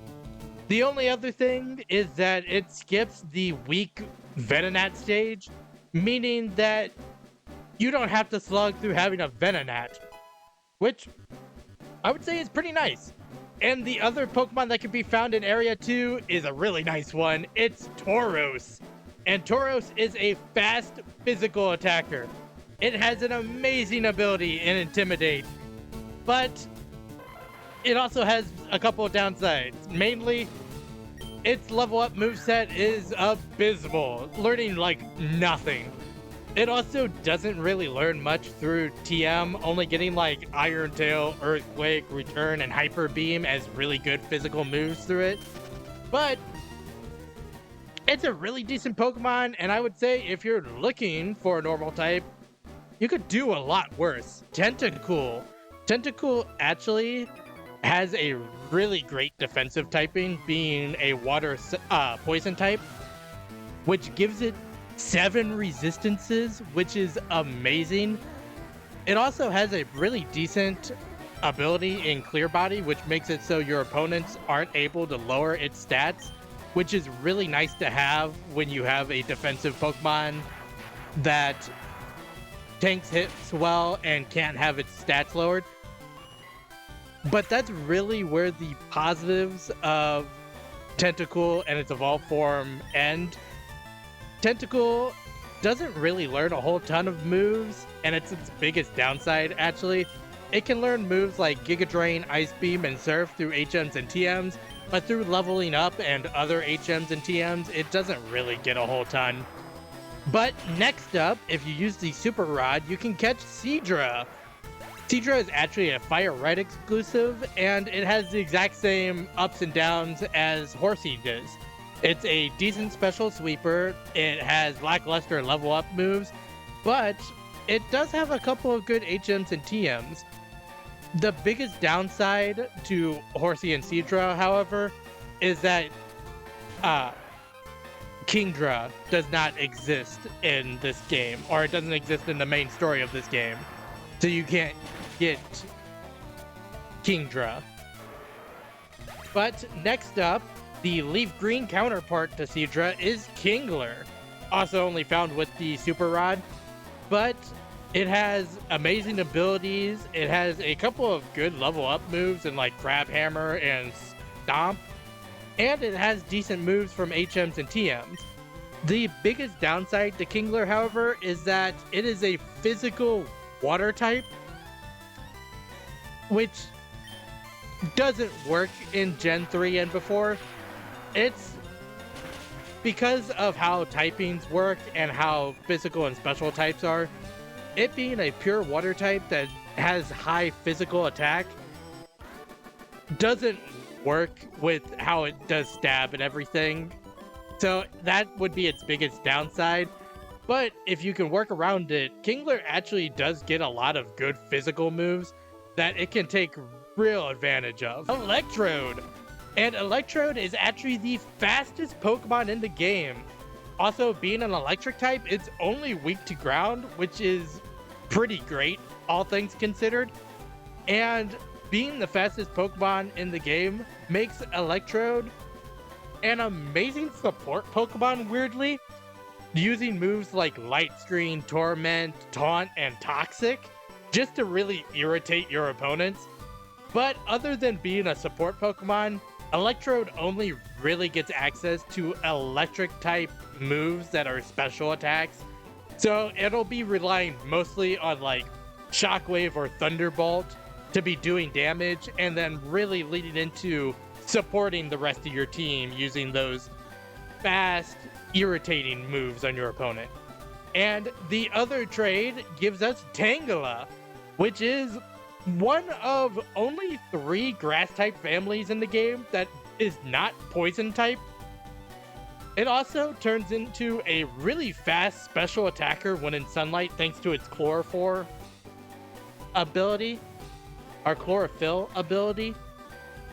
And that's really where the upsides kind of fall off for Tangela. Tangrowth doesn't exist in this game, so it has some real downsides. Like, it's only gets Sunny Day through TM, so Chlorophyll can only be activated if you use a TM on it.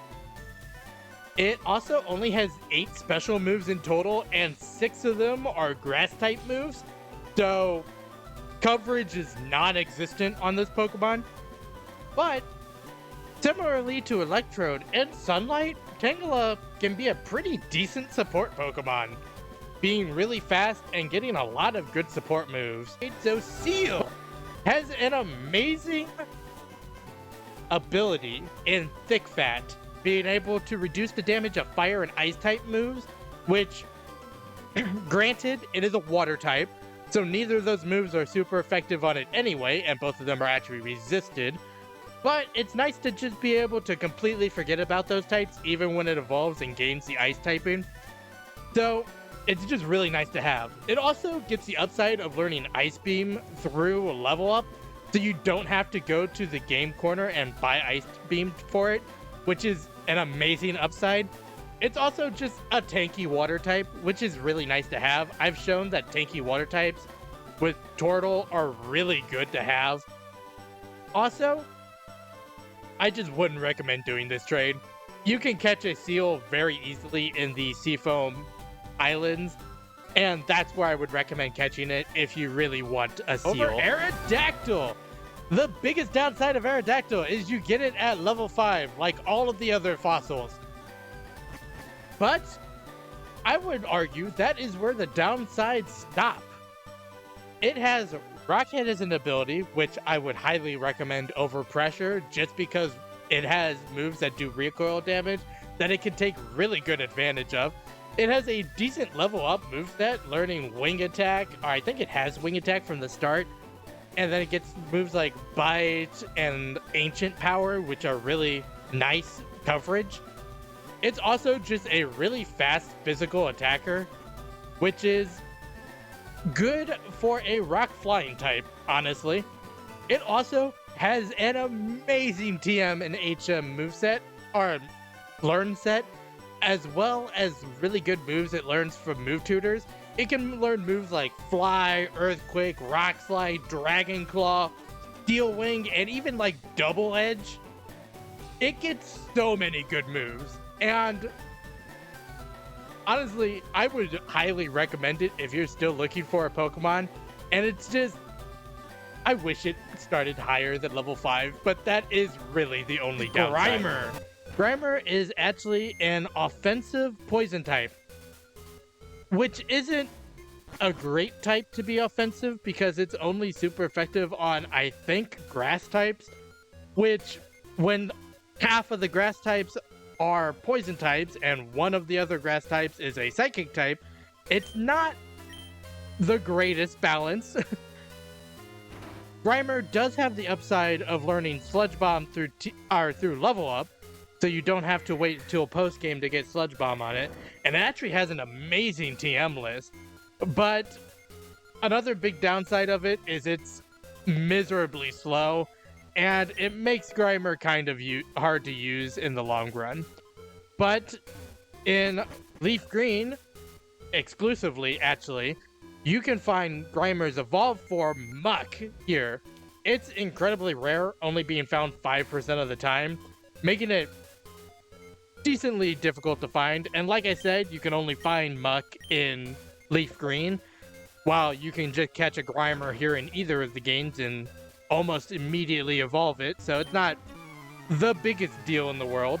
But it is found at level 32, so it is decently leveled, and it's just basically a more powerful Grimer, so you don't have to worry about going through all the hassle of using a Grimer if you want to use a Muck. But next up is another poison type. This place is just full of them. Is Coughing. Coughing is actually the defensive counterpart to Grimer, having higher defenses overall. But the other thing that makes it actually more defensive than Grimer is that it also has Levitate as an ability, making it immune to ground types, meaning it only has one weakness to psychic types, which is incredible. Although Psychic is the strongest type in this game, so it may be a double-edged sword at time. But Coughing is also an amazing support Pokemon because it's so defensive and only has the one weakness.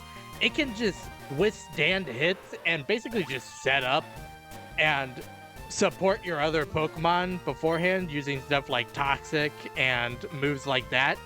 It also has an amazing TM list, just being able to get a bunch of moves like Shadow Ball that allows it to have more coverage than just poison type moves. And in FireRed exclusively, you can actually find Coughing's evolved form, Wheezing, here. Again, it's super rare, only 5% of the time, but it is also found at level 32 and is just evolved Coughing, and I talked about how good Coughing is, so having a Wheezing straight off the bat is even better. Golbat. We have had access to Zubat for so long now that it's almost not reasonable to catch a Golbat, right? To catch a Golbat. It's just, there's a couple of upsides to it.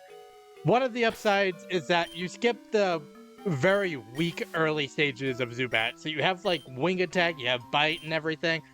It's more powerful than it would be if you caught the Zubat. But other than that, it's a fast physical attacker like Zubat was, and it has a decent TM list, but there's no Crobat in this game, so it's kind of hard to use Golbat once you get into the higher levels like we are now. So it's just it's just harder to use than it would in other games. But the next Pokemon that you can find here is Golduck, which is the evolved form of Psyduck, and is actually a FireRed exclusive here. It has a great TM list, and just like Psyduck, it's actually a super well-rounded Pokemon, having stats that are all decently high. I think its lowest stat is like 78, which is really good overall. But there's not really a whole much else to say about it that I didn't say about Psyduck before. So, moving on to the next Pokemon is Slowbro. And Slowbro is interesting. First off, it's a LeafGreen exclusive, so if you're playing FireRed, you cannot get it. But it has an amazing offensive typing, having Psychic and Water as its two typings, which are very complementary and are able to cover each other's weaknesses more than some other types are. But the real thing it has going for it is its solid TM list. Learning moves like Flamethrower, Ice Beam, Psychic, and Surf really covers a lot of bases with those moves. Its biggest downside, however, is, well, its name is Slowbro, so it's very slow. Like, I'm talking 30 speed. It's miserable to use. And the last Pokemon that you can find here is Dugong. And the main benefits that it gets over Seal is one, it gains the ice typing, which is not great for defensive, but offensively, it's very good. And it also has the same things as Seal, as like Thick Fat being an amazing ability, and Ice Beam through level up, so you don't have to buy it at the game corner. Those are both very good things about Dugong. But another good thing is it has a 5% chance of holding the Never Melt Ice, which powers up Ice type moves. So even if you're just using a Water type and have like Ice Beam or something on it, getting the Never Melt Ice on it will power that up and is a very nice item to have. Articuno is the first of the legendary birds. It's also a defensive ice type, which doesn't really work. Ice is only resistant against one type, which is itself, and weak to several types, which makes its status as a defensive Pokemon not great. It's also probably the weakest of the legendary birds, if I'm being honest, but it does learn a bunch of really strong ice type moves like Ice Beam, which I believe it already has. And even with all the negatives that I brought up about it being an ice type, it being a defensive ice type and all of that, it's still a legendary Pokemon, so it's probably the most powerful Pokemon that we've seen up to this point. In a very ironic twist. Magnemite! Magnemite is the only Steel type in the game. Or at least the only Steel type family in the game, which actually gives it an amazing defensive typing, being Steel and Electric. It gives it 12 resistances and 1 immunity to poison, which is really nice to have. The only real downsides to Magnemite is that it doesn't have any good abilities. It has Sturdy, which allows it to stop one-hit KO moves, which how often does that happen? And then it has Magnet Pull to trap other Steel types, in which case, is it just trapping itself? Because it's the only Steel type in the game. So it's just not great abilities. The other thing is it also doesn't really get any good moves. I think its best move is like Thunderbolt, and it only gets that through TM. So it has kind of a lackluster moveset. But also found rarely here is Magnemite's evolved form, Magneton. Magneton has two main upsides to being caught over Magnemite. The first is it can be found up to level 34, which is actually a pretty decent level for this point in the game. I'm only like 6 or 7 levels above that with all of my Pokemon. And it also has a 5% chance of being found with a magnet, which is an amazing item for electric types in particular because it ups the strength of electric type moves. So if you're using an electric type, or if you have a Pokemon with an electric type move, giving that Pokemon a magnet will make them even more powerful, which is really nice to have. But other than that, it has the same upsides and downsides to Magnemite, having bad abilities and bad moves, but having a really good typing. But the last Pokemon that can be found here is Electabuzz. Electabuzz is actually a FireRed exclusive, and it has a couple of really good upsides to it. The first being it learns Thunderbolt through level up, which is just really nice that you don't have to go to the game corner and try to win the Thunderbolt or buy the Thunderbolt. It just saves you a lot of money in the long run. And the other really big upside to Electabuzz is that it has a lot of variety in moves. Like, it can learn moves like Psychic, Brick Break, Iron Tail, Thunderbolt, return, and all of those types of moves. It just gets a lot of variety of moves, and it's a mixed attacker having equal attack and special attack, so it can make use of all those moves as well. The only real downside that it has is, like I said, it's a FireRed exclusive, so you can't get it if you're in LeafGreen, and it doesn't have its evolved form that it gets in later games, so you don't have access to that. Zapdos is probably the best of the legendary birds. It's leagues better than Articuno just by its typing alone. An electric flying type is an amazing type, only having 2 weaknesses. Ironically, ice and rock. It is also a fast special attacker, giving it a lot of options in just sweeping through teams.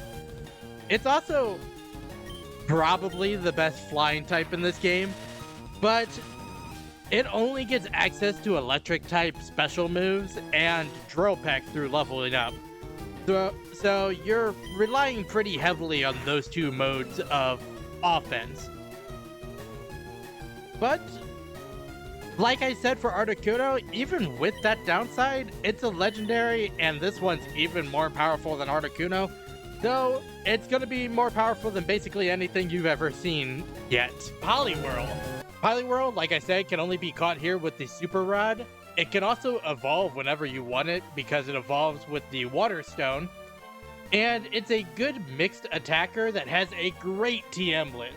So it actually has a lot of variety in the moves that it can use, and is actually a pretty decent Pokemon if you're still looking for one this late into the game. It is actually really helpful if you want to get it for this gym in particular. Is Arbok. Arbok is a FireRed exclusive and has a few things going for it over the Ekans that you could find really early in this game. The first thing is it has a 5% chance of holding the Poison Barb item, which increases the damage of any poison type moves, which, it being a pure poison type, is really nice for it to have. Also, it has Intimidate, which is another thing that Ekans has, but it's just another thing to reiterate that it's great to have Intimidate. But other than that, Ekans and Arbok are really not great Pokemon. Poison's not a good offensive type, and it's just overall a relatively weak Pokemon. But the next Pokemon is Sandslash, which is the LeafGreen counterpart to Arbok. Sandslash, also, similarly to Arbok, has a 5% chance of holding the Soft Sand, which is an incredible item, especially because we just got Earthquake last episode. So Soft Sand will increase the power of that Earthquake, making it even more powerful. With that being said, it also has a great TM list with a bunch of different physical moves, and is overall a better type and type distribution than Arbok is. So I would say that LeafGreen players have the better Pokemon overall. And finally, the last Pokemon that can be found here is Primeape. And I'll be honest, if you wanted to use Primeape, you probably should have caught a Mankey all the way back on Route 22 in the first episode where I first talked about it. Because it's kind of late to get a new party member. Like, it's not impossible, mind you. You could definitely still do it. It's just really difficult. But going over Primeape specifically, it's a decently fast physical attacker. It has a great TM list, learning moves like Iron Tail, weirdly enough, and Brick Break, Earthquake, stuff like that. And it can actually get a few great moves from move tutors, like Rock Slide and Double Edge, which are just really good physical attacks that it can have. Again, it has the same downside that it had before. It's a fighting type in Kanto, meaning it's not super effective on either Poison or Psychics. Psychics being the most powerful type in the game, and Poison being the most plentiful type. So it's kind of hard to recommend it, especially this late in the game. Machoke! Machoke is actually a pretty decent Pokemon, but it does require a trade to fully evolve it. So that's something to keep in mind if you plan on using Machoke / Machamp. But it has Guts, which is a really great ability and has been a great ability since we had access to Machop in the Rock Tunnel. And it has a great TM list, learning stuff like Earthquake and moves such as that. But its biggest downsides are it's slow. Its speed is 45 base, which is not fast. It's being outsped by basically everything. And if you can't trade to evolve it, it's kind of hard to use. Mostly because there's not a whole ton of things, especially moving forward, that fighting are super effective against. So it makes it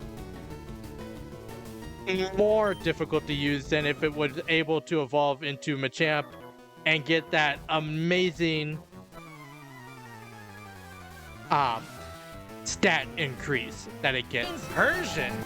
And I do not have to tell you how good Persian is because I have been showing you how good Persian is the entire game, basically.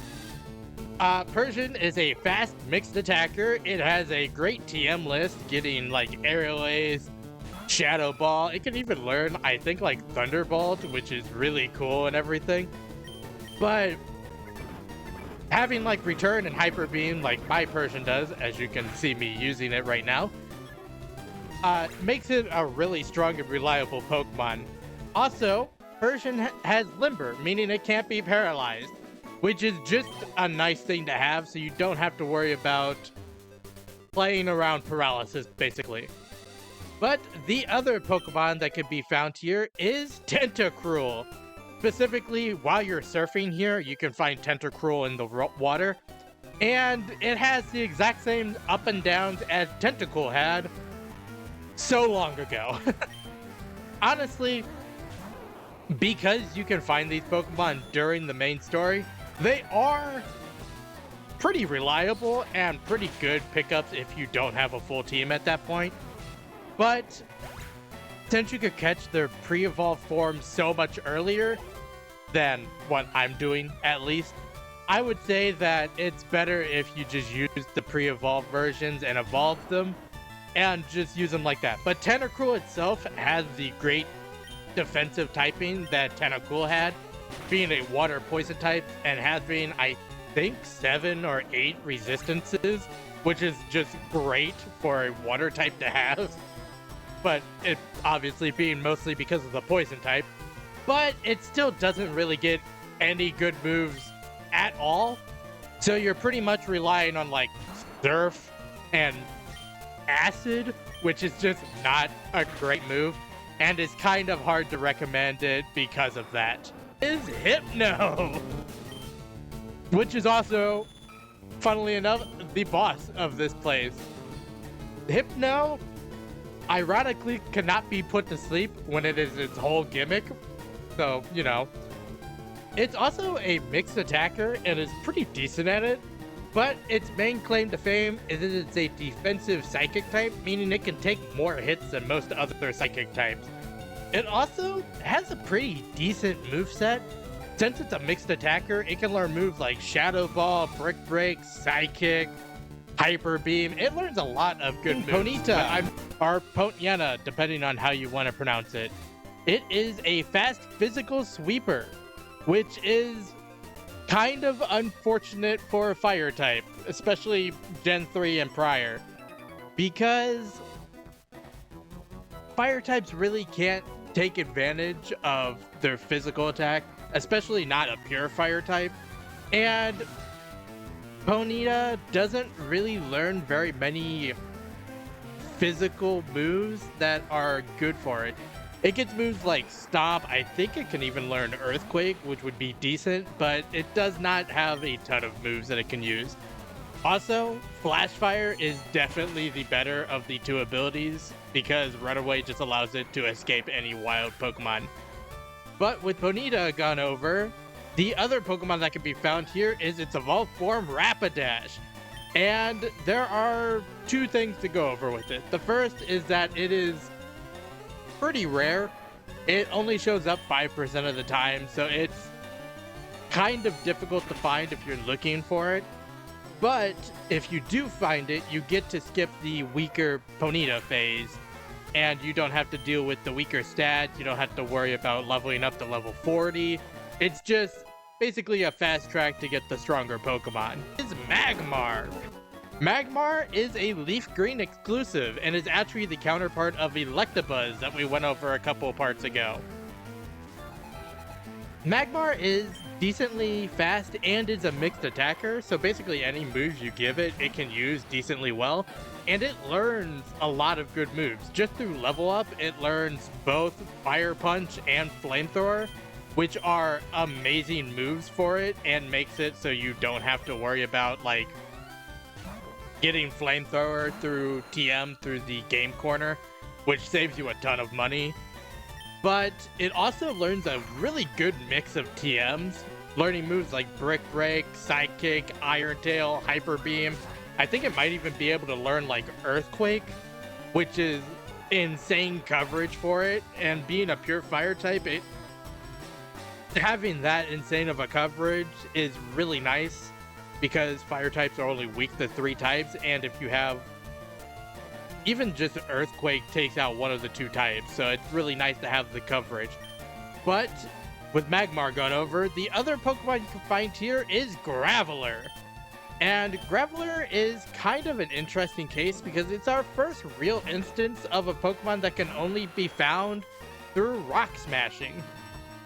And I believe it's found 65% of the time through Rock Smashing, which is decently high odds that you can find a Graveler here, actually. Graveler also has a 5% chance of holding the Hard Stone, which powers up Rock-type moves, which is very beneficial for it because it actually learns a lot of decent Rock-type moves through leveling up. It learns, I believe it learns Rock Tomb, Rock Slide. It might even learn Ancient Power. I forget exactly if it does, but since it has the really good level up moveset, it of course has to have the downside of having a pretty lackluster TM and HM moveset. Not really learning anything except like Return and Earthquake through TM. But I believe it already learns Earthquake through leveling up, so it's not even a good investment for it. And it also has the downside that you have to trade to fully evolve it, meaning that if you can't trade, it's kind of hard to use, and you might want to pass on it if that would be an issue. Moltres is the middle of the legendary birds, which is ironic since its name is Trace, so you would think it would be the third one. It is actually a great mixed attacker. Already coming with Flamethrower since it's level 50 and learns it at level 49, so it already has an amazing fire type move. It also learns both Heat Wave and Sky Attack through level up, but it takes it a while to get there. I believe it's like in the 60s where it learns Sky Attack and the 70s when it learns Heat Wave. So you'll be relying mostly on HMs, or TMs and HMs for its moveset. Speaking of which, it has a pretty lackluster HM and TM moveset, learning only things like Hyper Beam, Steel Wing, Aerial Ace, Fly, and moves like that. But with that being said, it only has 3 weaknesses, making it an amazing defensive Pokemon, weirdly enough, being able to take a lot of hits, as well as deal a lot of damage. So it works pretty well on both aspects of things. And those 3 weaknesses are Water, Rock, and Electric. The main thing I would look out for is if you see a Rock type, run. This Moltres is 4 times weak to Rock and kind of gets obliterated by them. So it's best to steer clear as much as you can. And Slugma, which is a bad Pokemon. Kind of just straight up a bad Pokemon. It is a pure fire type with its highest stat being special attack, which is 70, which is not great to be the highest stat. Everything else is 40 except for its speed, which is 20. So it is incredibly slow. it gets hit by 3 types super effectively, and it can't really do anything to retaliate against those types because it only really learns fire type special moves, meaning it can't really do much against anything that resists fire type. But other than that, there is its evolved form here also that can only be found through rock smashing, Magcargo. Magcargo can only be found on floor B3F. So it's only found on this floor that I'm on, I believe. And it is technically a defensive tank, but I wouldn't use it as one because it has 2 4 times effective or 4 times weaknesses, making it really easy to KO. It's incredibly slow, which makes it incredibly difficult to use, and it still only learns fire type moves. So it's just not a good Pokemon overall, and is kind of miserable to use if you try to use it. Dunsparce! Dunsparce is technically an HP tank. I say technically because it's not a very good one. It has decently high HP at 100 base HP, but that's basically where its good stats end. The only other really good thing about Dunsparce is that it has Serene Grace, which is actually a pretty good ability, but it only has 9 moves in total that it can learn that can take advantage of it, and all 9 of them are TMs, meaning that you have to use a 1-use TM on it in order to be able to use it at all, and I just don't think that's worth it. Dunsparce also has a terrible level up moveset, but being a normal type, it actually has a pretty decent TM move pool. Learning moves like Ice Beam, Thunderbolt, Flamethrower, I believe it learns Iron Tail, Return, Hyper Beam, just a bunch of good moves that it can learn. But with everything I just said, I think that a quote from a website called strategywiki.org, which is a website I use for planning out these episodes and everything, has one of the best quotes that I think I could ever give for it, and it wraps up how I feel about Dunsparce almost completely. So according to the website, it says, beating the Elite Four will give you access to many rare and exciting Pokemon. Dunsparce is not one of those Pokemon. Dunsparce may be a new Pokemon, but its place is inside your PC and not on your team.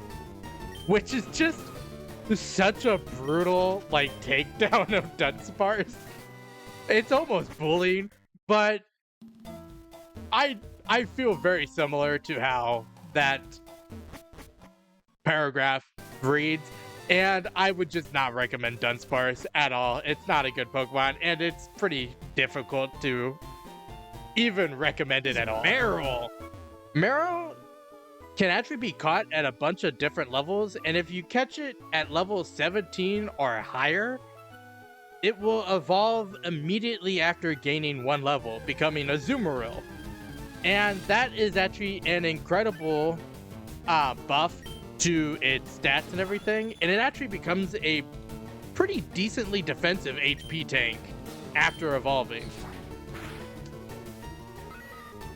The main thing about Marill is its 2 stats actually make it work almost completely differently depending on which stat you give it. If it has Thick Fat as its ability, it'll become more of a toxic stall Pokemon. Being able to take a lot of hits, but not being able to deal a lot of damage, because with Thick Fat, its highest attack stat is its special attack with 60 base power. So it won't be dealing a lot of damage even with stab move. So the moves that I would recommend were a Marill and a Azumarill with Thick Fat is Rest, Toxic, Protect, and Double Team, because it allows it to take more attacks and to stall longer while Toxic chips away at your opponent. The other ability it has is Huge Power, which makes Azumarill and Marill powerhouses. It doubles its attack stat, meaning that it goes from 50 base attack to 100 base attack, which is insane and is actually a really good attack stat, meaning that Marill now becomes just a physical attacker that can take hits. So it can learn more moves and have a more varied moveset than it could with Thickbat, learning moves like Roll Out, Brick Break, Return, Dig, and Iron Tail to really supplement that attack stat that it gets with the Huge Power ability. But with that being said, the other Pokemon you can find here, you may have saw me catch it already, is Wooper. And Wooper is also a defensive Pokemon, but for a different reason than Marill. Wooper has one of the best defensive typings in the game, being a ground and water type, meaning that it is only weak to one type in the entire game, being grass type.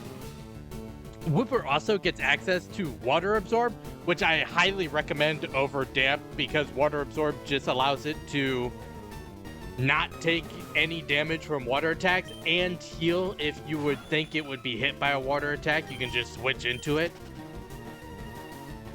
And with both of those things, it also has a really good moveset, getting moves like Ice Beam, Earthquake, and Return and Hyper Beam and moves like that. Being able to really take advantage of being able to take a lot of hits and not really having to worry about damage or what attacks are hitting it, really. Swinub is an interesting case. In this game, it does not have Mamoswine, which is its final evolution that it gets in Generation 4. So it makes it a lot harder to recommend it. And for that reason, I kind of don't recommend it all too strongly. But it is a decently tanky physical attacker. It, unfortunately, is just too slow to really take advantage of it being a decent attacker, meaning that I wouldn't really go too far out of my way for it. It also has 5 very common weaknesses, being all of the starter types, which is not great types to be weak to, and fighting, and I believe Steel is also super effective against it, meaning that even being a tanky Pokemon, it takes a lot of damage from a lot of types and is not the easiest thing to use. But with Swinub gone over, also about Swinub, it doesn't really learn any attacks either. Its best attack is Earthquake, and it doesn't get that through leveling up, so you are almost forced to use TMs on it to be able to even have it have its best attack. But next up is Delibird, and Delibird is actually a FireRed exclusive, but it's not a good one. Its highest stat is its speed at 75, and being an ice type that only really resists itself, and doesn't even resist itself now that I think about it, being a flying type as well, it just isn't a good Pokemon. And on top of that, the only move that Delibird can learn through leveling up is Present, which has a 25% chance of healing your opponent, meaning that the unique move that Delibird gets is just bad and doesn't help Delibird in the slightest. So it's entirely reliant on using TMs and HMs, and even with that, it doesn't really have the stats to back it up. So I would recommend skipping out on it. And to prove just how bad Delibird is the LeafGreen exclusive that they kind of just The LeafGreen exclusive is Sneasel, and it is probably the biggest difference between exclusives in this game that I have seen yet. Because Sneasel is actually a really good Pokemon, being a fast physical sweeper and having great moves through mostly TMs. Learning moves like Shadow Ball, Brick Break, Dig, Return, Iron Tail, meaning that even though it's pretty frail, it can hit a lot of things for super effective and can have a very wide variety of moves, meaning that it doesn't really have much danger of being hit if it hits things super effectively and knocks them out before ever being hit. Sentret.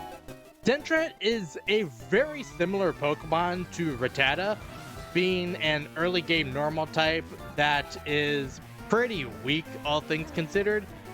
It is the Johto equivalent to Rattata, but Sentret doesn't have guts, which means it cannot power up its attack stat through having a status, meaning that it's just a worse Rattata.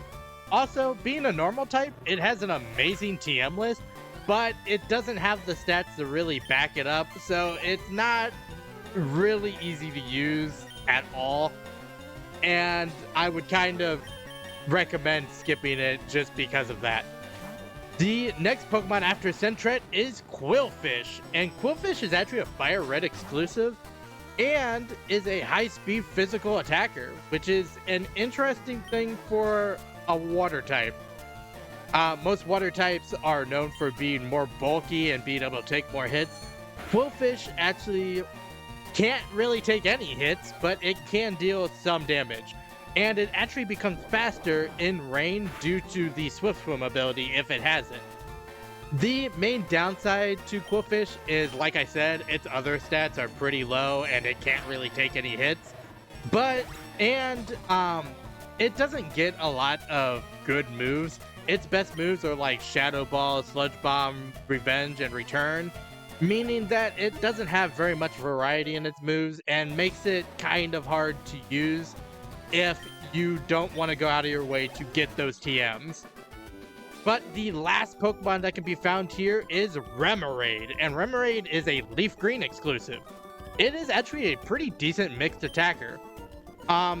With the ability Sniper actually powering up critical hits, it can become really strong if you are able to get critical hits on it, but it's not as reliable without the critical hits, since, like I said, it's only a decent mixed attacker. It's also pretty slow, all things considered, meaning that it's probably going to be outsped and hit for a lot of damage by a lot of different Pokemon if you're not able to one-shot or be able to take a hit. And going off of that, once it evolves, it actually gets even slower, meaning that it's even harder for it to do the damage that it needs to in order to take advantage of its high attack stats. But that's really the only downside of Remoraid and Octillery, because it has some amazing moves that it can get. Both through level up and TM, it gets moves like Ice Beam, Flamethrower, Octazooka, Psychic, Sludge Bomb, and Hyper Beam, meaning that it can be very versatile and I would say is a pretty reliable water type, all things considered. This is Ladybug, and Ladybug is a weak bug type. And by weak, I mean like it's kind of miserable using a Ladybug. Ladybug is kind of like a Caterpie or a Weedle, but it takes longer to evolve, meaning it's even worse. On top of that, it has 5 weaknesses, making it even harder to use, and it just doesn't learn anything through level up. It just isn't a good Pokemon almost at all. It does have a pretty great TM list, but it doesn't have the stats to back it up, and it just isn't really able to take advantage of them. So it's kind of a hard pass from me. The next Pokemon that can be found here, I'm actually fighting right now, is Spinarak. And Spinarak is almost exactly the same as Ladybug. It evolves even later than Ladybug, so that's a downside. It is slightly stronger than Ladybug, which means it can deal slightly more damage, so that's a slight upside. But it also has 4 weaknesses, and it can become a pretty decent physical attacker, but it's really too slow to be very effective in that role, and makes it kind of difficult to use if you wanted to use it for that anyway. But with those two gone over, the last Pokemon that can be found here is the Heracross that lady was looking for. And it's probably the best bug type in the game, if I'm being honest.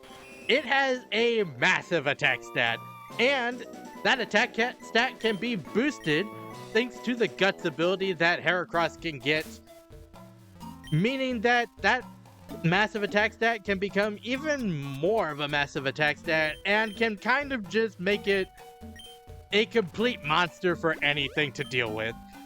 On top of that, it learns both Brick Break and Mega Horn through level up, meaning you don't have to use the Brick Break TM on it, and it gets Mega Horn, which is the best bug type move in the game.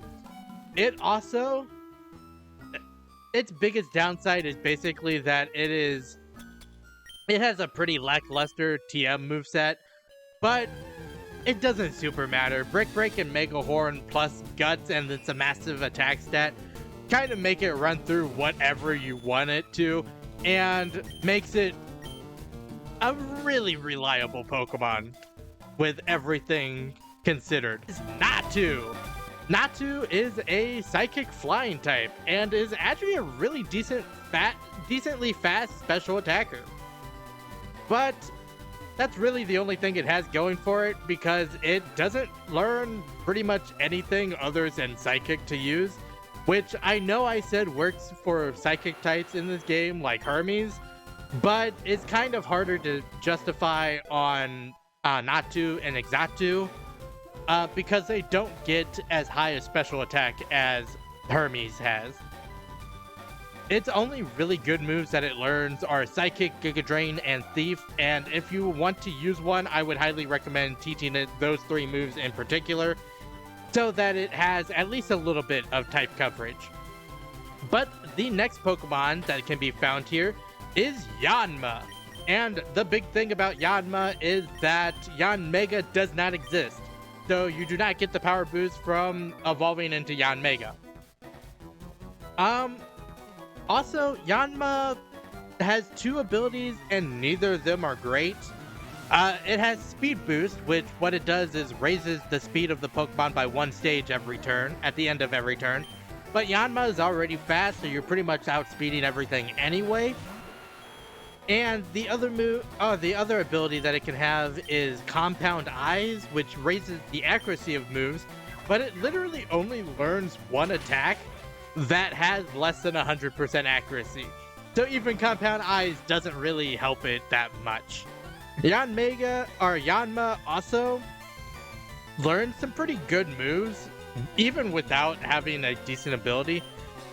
It can learn moves like Psychic, Giga Drain, Shadow Ball, Steel Wing, and Return, which makes it really good at having good type variety.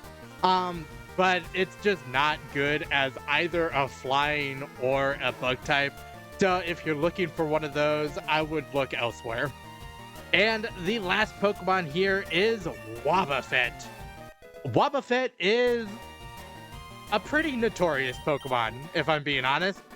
Wobbuffet is known as a gimmick Pokemon, which means that it is not really useful as a regular Pokemon. Its gimmick is that it has an insane HP stat, having, I believe, 190 base HP. But with that insane HP stat, it has no way to directly damage an opponent. It has 4 moves that it can learn in total. It can learn 0 TMs, and those moves are Counter, Mirror Coat, Destiny Bond, and Safeguard. And going through those moves, Counter allows it to take a physical hit and double the damage that it takes back onto the opponent. Mirror Coat is the same, but for special attacks. Destiny Bond just means that if it hits an opponent with that move and then it gets knocked out, it takes down the opponent with it. And Safeguard just allows it to not be status, which isn't super helpful for it, all things considered. And there's really nothing else to go over for Wobbuffet. It's really just a gimmick Pokemon that is used for taking hits and firing back damage. But if you use the wrong move, like if you take a physical hit and use Mirror Coat, it does nothing, which is kind of funny. But even with that, it's just not a good Pokemon, so I wouldn't even recommend it. Togepi! And Togepi is actually a pretty decent special defensive tank, having really high special defense and decent HP to go along with it. The main downside to it is this being a Gen 3 game.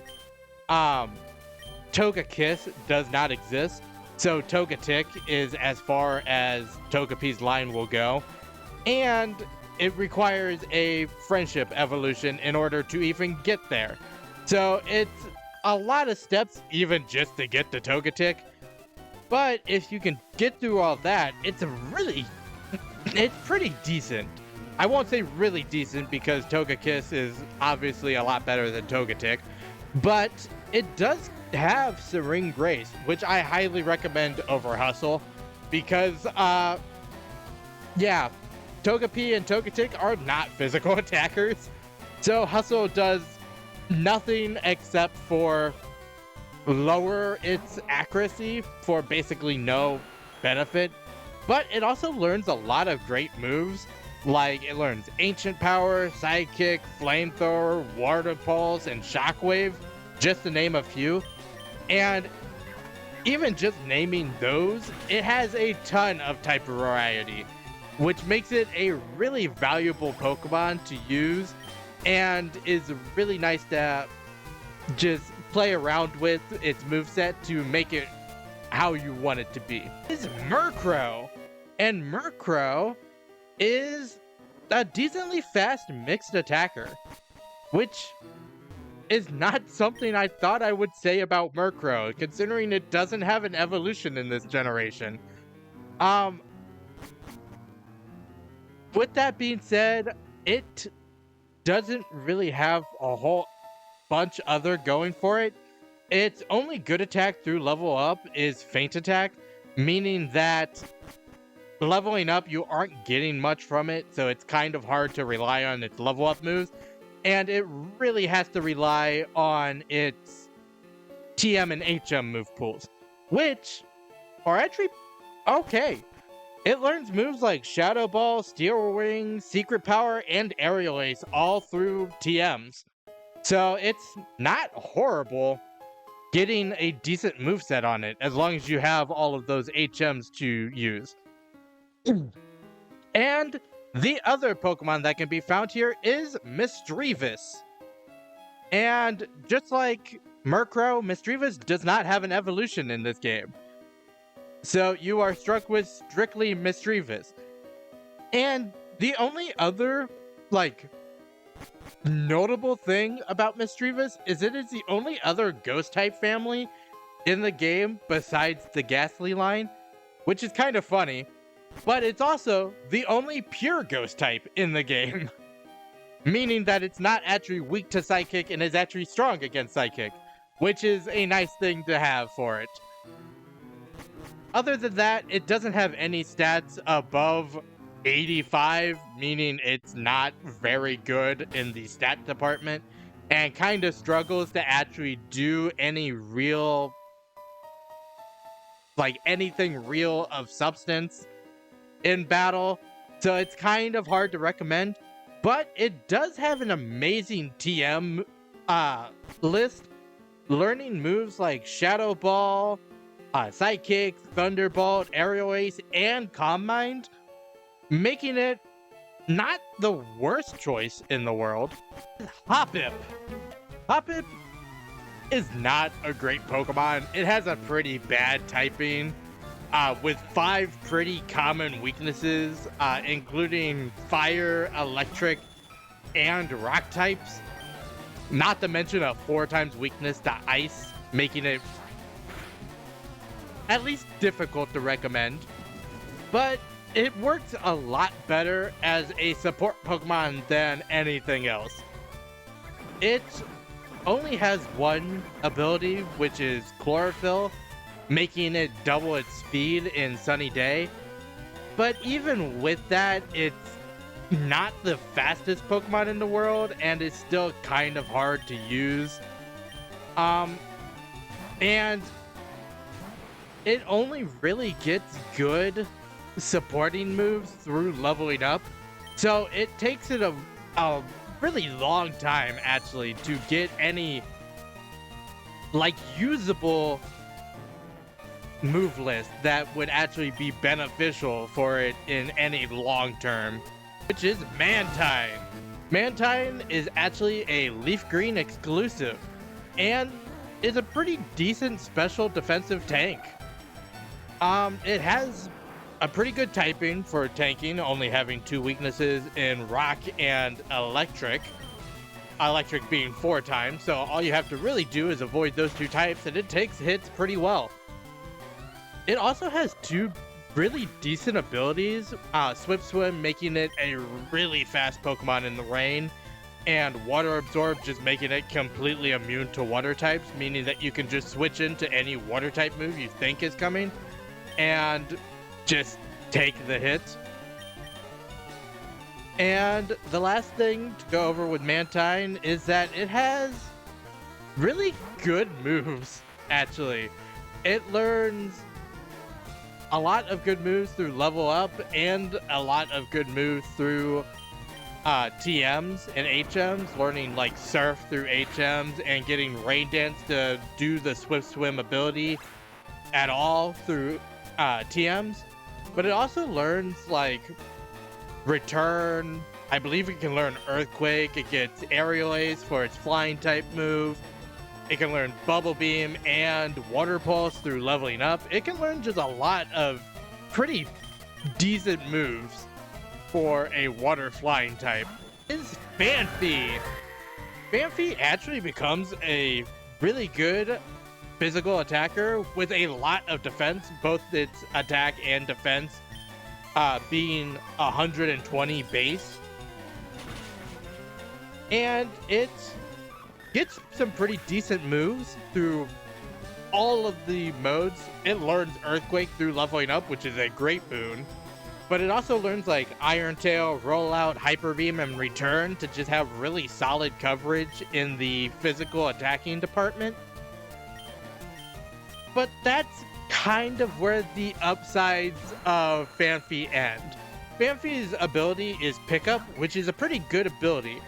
But once it evolves, it gets the bad version of Sturdy in this game, which is just not a good ability, and it's the only ability that Donphan can ever have in this game, which just makes it pretty awful. And on top of that, Phanpy can only be caught up to level 15, and it evolves at level 25. So you are, at the very least, leveling it up 10 times in order to get it into a Donphan. So it's kind of hard to recommend and kind of hard to, well, use in general. So I would kind of avoid it if possible. Marowak. And I need to come clean about Marowak. Technically, you can find it a lot sooner than this. It is on every floor of the Victory Road, meaning that even with, I believe it only being a 5% chance to find it in all of those floors, it can very easily be found there. So this is me making an addendum. It's not really a new Pokemon here, but other than that, it has a 5% chance of being found with the Thick Club, which allows it to double its attack stats, which is really nice for it to have and would really be recommended to try to find one with a Thick Club. But other than that, it's a decent physical attacker and it learns pretty good level up moves and TMs learning like Boomerang, Return, Hyper Beam, Earthquake. I believe it can even learn Iron Tail. So it gets some pretty good moves and is a decent option, especially if you're trying to catch it in the Victory Road. But next up is Skarmory. And Skarmory is actually the FireRed exclusive that is the counterpart of Mantine that we were just talking about. But Skarmory is actually a defensive tank, having really high defenses at 140 base defenses, which is really good, especially for a steel type to have. Not to mention, it being a steel flying type gives it 11 resistances, which is just insane. That's over half of the types in this game. So, on top of it having really good defenses, it has really good typing to take care of those defenses, so it just doesn't take damage from anything really. And it has a pretty okay move pool, learning both Steel Wing and Aerial Ace, which are basically its best stab attacks that it gets. But next up after Skarmory is Larvitar. And Larvitar is the second pseudo-legendary you can find in this game. And coincidentally, my favorite pseudo-legendary. Larvitar eventually evolves into Tyranitar, which is a physical attacking monster. It is insane how high its attack stat is. And it also becomes a Rock Dark type, which gives it a few more really good resistances and immunities, like its immunity to Psychic types in this game, which is really good.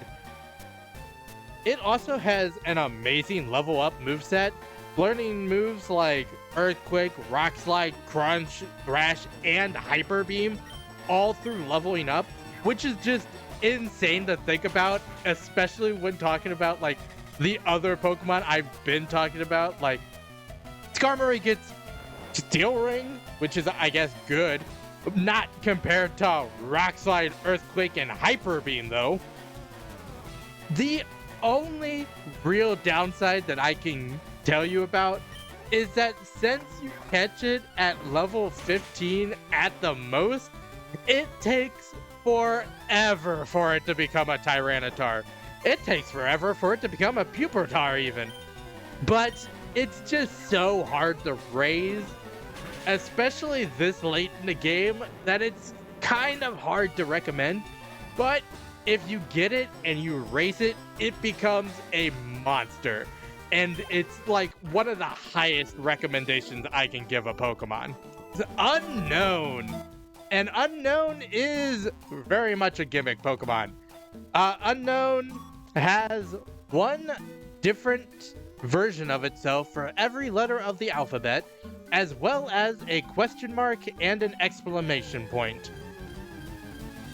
On top of that, Unknown only learns one move, being Hidden Power, meaning it doesn't really get to take advantage of being a Psychic type in this game, unless it gets Psychic type Hidden Power. It's also incredibly weak, having just terrible stats, and in total is just my least favorite gimmick Pokemon.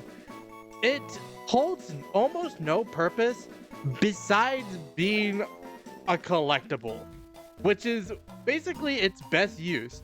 In games like Platinum and in Legends Arceus, it actually has a use for being collected, but in this game, it literally is just to collect all of them, and that's your reward, is to have, what, 28 Unknowns in your box? It's just not a good reward. And to end it off, I'm actually going to read a little paragraph from my strategy website that I use, strategywiki.org, that says, essentially, while Unknown is a strange Pokemon, it'll provide little use to any team, which I think is just fitting. Kadabra! And Kadabra, the easiest way to say this is that it is far too late to catch a new Pokemon. especially one that you have to trade to evolve and everything, because this is the third to last place we are going to go in this Let's Play. And for 99.9% of people, this will be the last place they go. Meaning it's just simply too late to get a Kadabra. Or any Pokemon for that matter. The upsides of Kadabra are that you have already seen how good Hermes is. Hermes is great, he's powerful. He only learns Psychic-type moves, but Stab Psychic-type in this game is broken.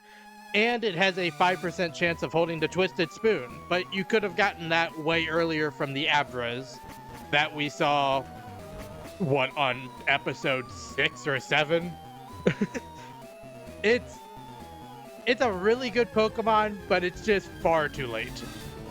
Mewtwo is our reward for going through Cerulean Cave. It is the strongest Psychic type in the game, and in a game dominated by overpowered Psychic types, it is brutal. It also can have just perfect coverage if it wants. Learning the moves Psychic, Flamethrower, Thunderbolt, and Ice Beam, meaning no type can fully resist it, which is just insane for a Pokemon, especially one this powerful. It also, being level 70, no Psychic when you find it, because it learns Psychic at level 66. And the last point I really need to bring up when challenging this thing is that I highly, highly, highly recommend bringing a Dark type, because I believe this thing only knows Psychic type moves, making it pretty hard for it to even do anything against a Dark type. And also, I'm immediately proved wrong while it uses Swift. But it using Swift is a lot better than it using Psychic on all your Pokemon, is Entei. And Entei is found if you started the game with Bulbasaur. Each of these legendary beasts are tied to one starter each, and they are tied to the starter that they are strong to. So the fire type Entei is tied to the grass type Bulbasaur. The biggest thing about Entei is it has Roar, so I would recommend highly using your Master Ball on it if you are trying to catch it. Because if you trap it and it uses Roar, then it just disappears forever. And nobody wants that to happen. Unfortunately, Entei also has the same problems as Flareon had. Which is just saying that it is a pure fire type that is a physical attacker, which is not good in this game, in this generation at all, even. But even with those negatives, it has a pretty good learn set, learning Flamethrower, Dig, Return, Iron Tail, and even Hyper Beam, making it a pretty decent Pokemon overall. And next up after Entei is Raikou, which is tied to Squirtle if you started with Squirtle. Raikou is another of the mystical beasts that has Roar. So I highly recommend that if you are going after Raikou like I am, that you keep your Master Ball and use it on it, or you run the risk of it just disappearing forever. Also, another thing I want to bring up is that Raikou is named after the same thing that my Jolteon is named after, the Raichu, which is a mystical electrical beast that usually takes the appearance of like a dog or a dragon type thing. So I just thought that was a cool connection. And to go over its stats, it is a very fast special attacker, which is much better of a stat distribution than Entei has, especially because all three of the mythical beasts are special types. So being a good special attacker is just good for them. And the last couple of things is it also learns a surprisingly amount of good moves through level up, like Crunch, Thunder, and Calm Mind all through leveling up. And it can get Thunderbolt through TM if you don't want to rely on the unreliable Thunder. And finally, the last of the legendary beast is Suicune, who is tied to Charmander if you started with Charmander as your starter. And it is the easiest of the three to catch, mostly because it does not learn Roar, meaning it can't do the Roar glitch, and you can freely trap it into battle and catch it like any normal legendary. Meaning you don't actually have to use your Master Ball on it if you don't want to. It is also the most defensive of the three legendaries, having 115 in both of its defenses and 100 in its HP.